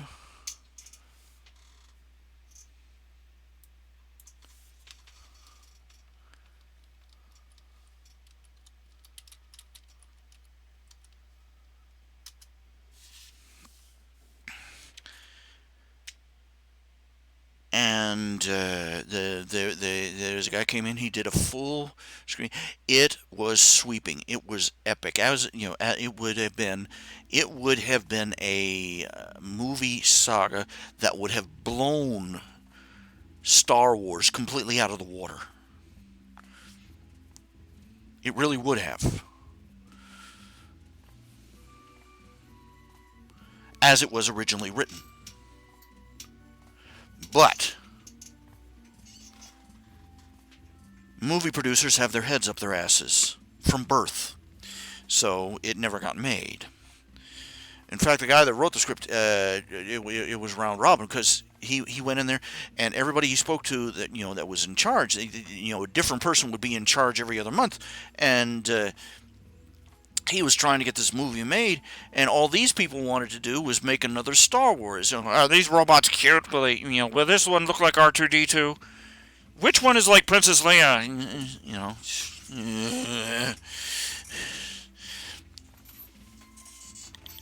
But and finally, the final breaking point was when he came into one of the new executive was sitting there, and he wanted to see how well this guy actually knew the script, and so he started describing a scene that did not exist in the script, and this producer was this little round fat head was sitting there just bobbling his head along. And finally, the guy exploded at him. The scriptwriter exploded at him. You're making a multi-million-dollar movie, and you have not even read the script. It just blew, just unloaded all over the guy, and that was pretty much the last time anybody spoke to him directly. And that was the end of it. And they never made the iRobot movie. And then they basically pilfered the name. For a crappy action flick that had nothing to do with the Asimov stories except the name and the idea of robots having three rules.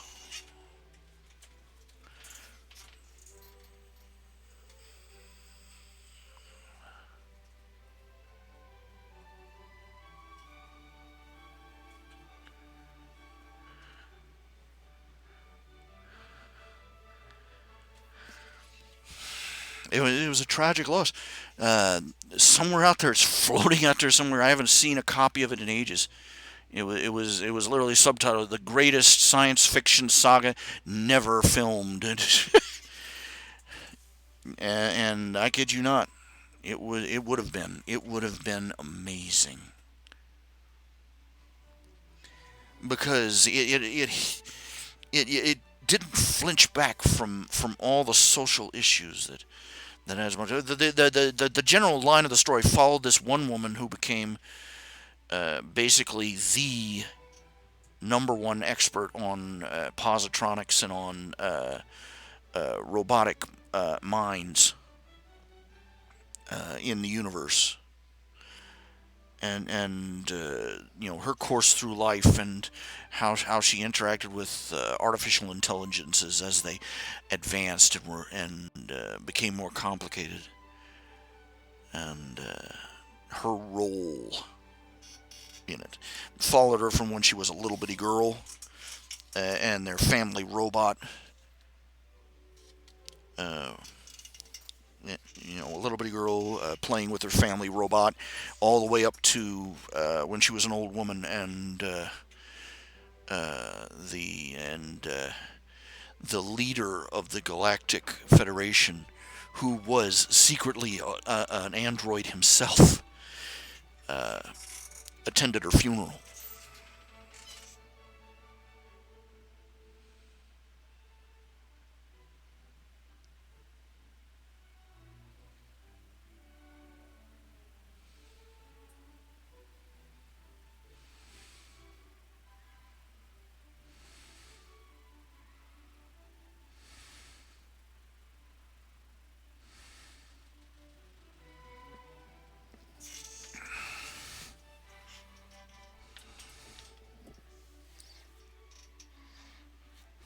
And away it goes.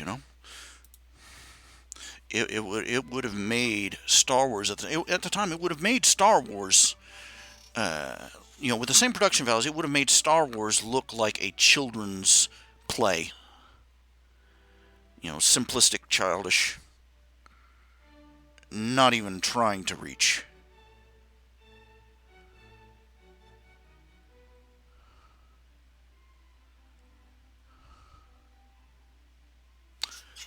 But so it happens. So it goes.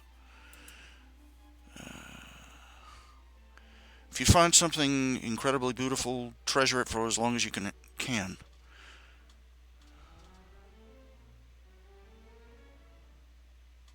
You never know when someone or something else is going to make it fade away. Okay, it is 11:18. I think I can safely call it a sufficiently long episode. So we're going to call it a night. I want to say thank you all. I want to say if you feel like donating or pledging, please stop by my Ko-Fi page, my Patreon page, or my homepage where there's a big old PayPal button, and maybe toss a buck in the hat because uh, just, Papa needs a new pair of shoes, and feel free to hit subscribe and the little bell thingy right next to it. Uh, because apparently that's a thing. And I'll see you tomorrow. Well, let's make it. I'm shooting for tomorrow. We'll shoot for tomorrow. Okay. Don't know when, don't know where, don't know when, but we'll see you again. I don't know. But you all take care of yourselves, and you all have a good night. God bless you, God love you, and God take care of you, all right? Bye-bye.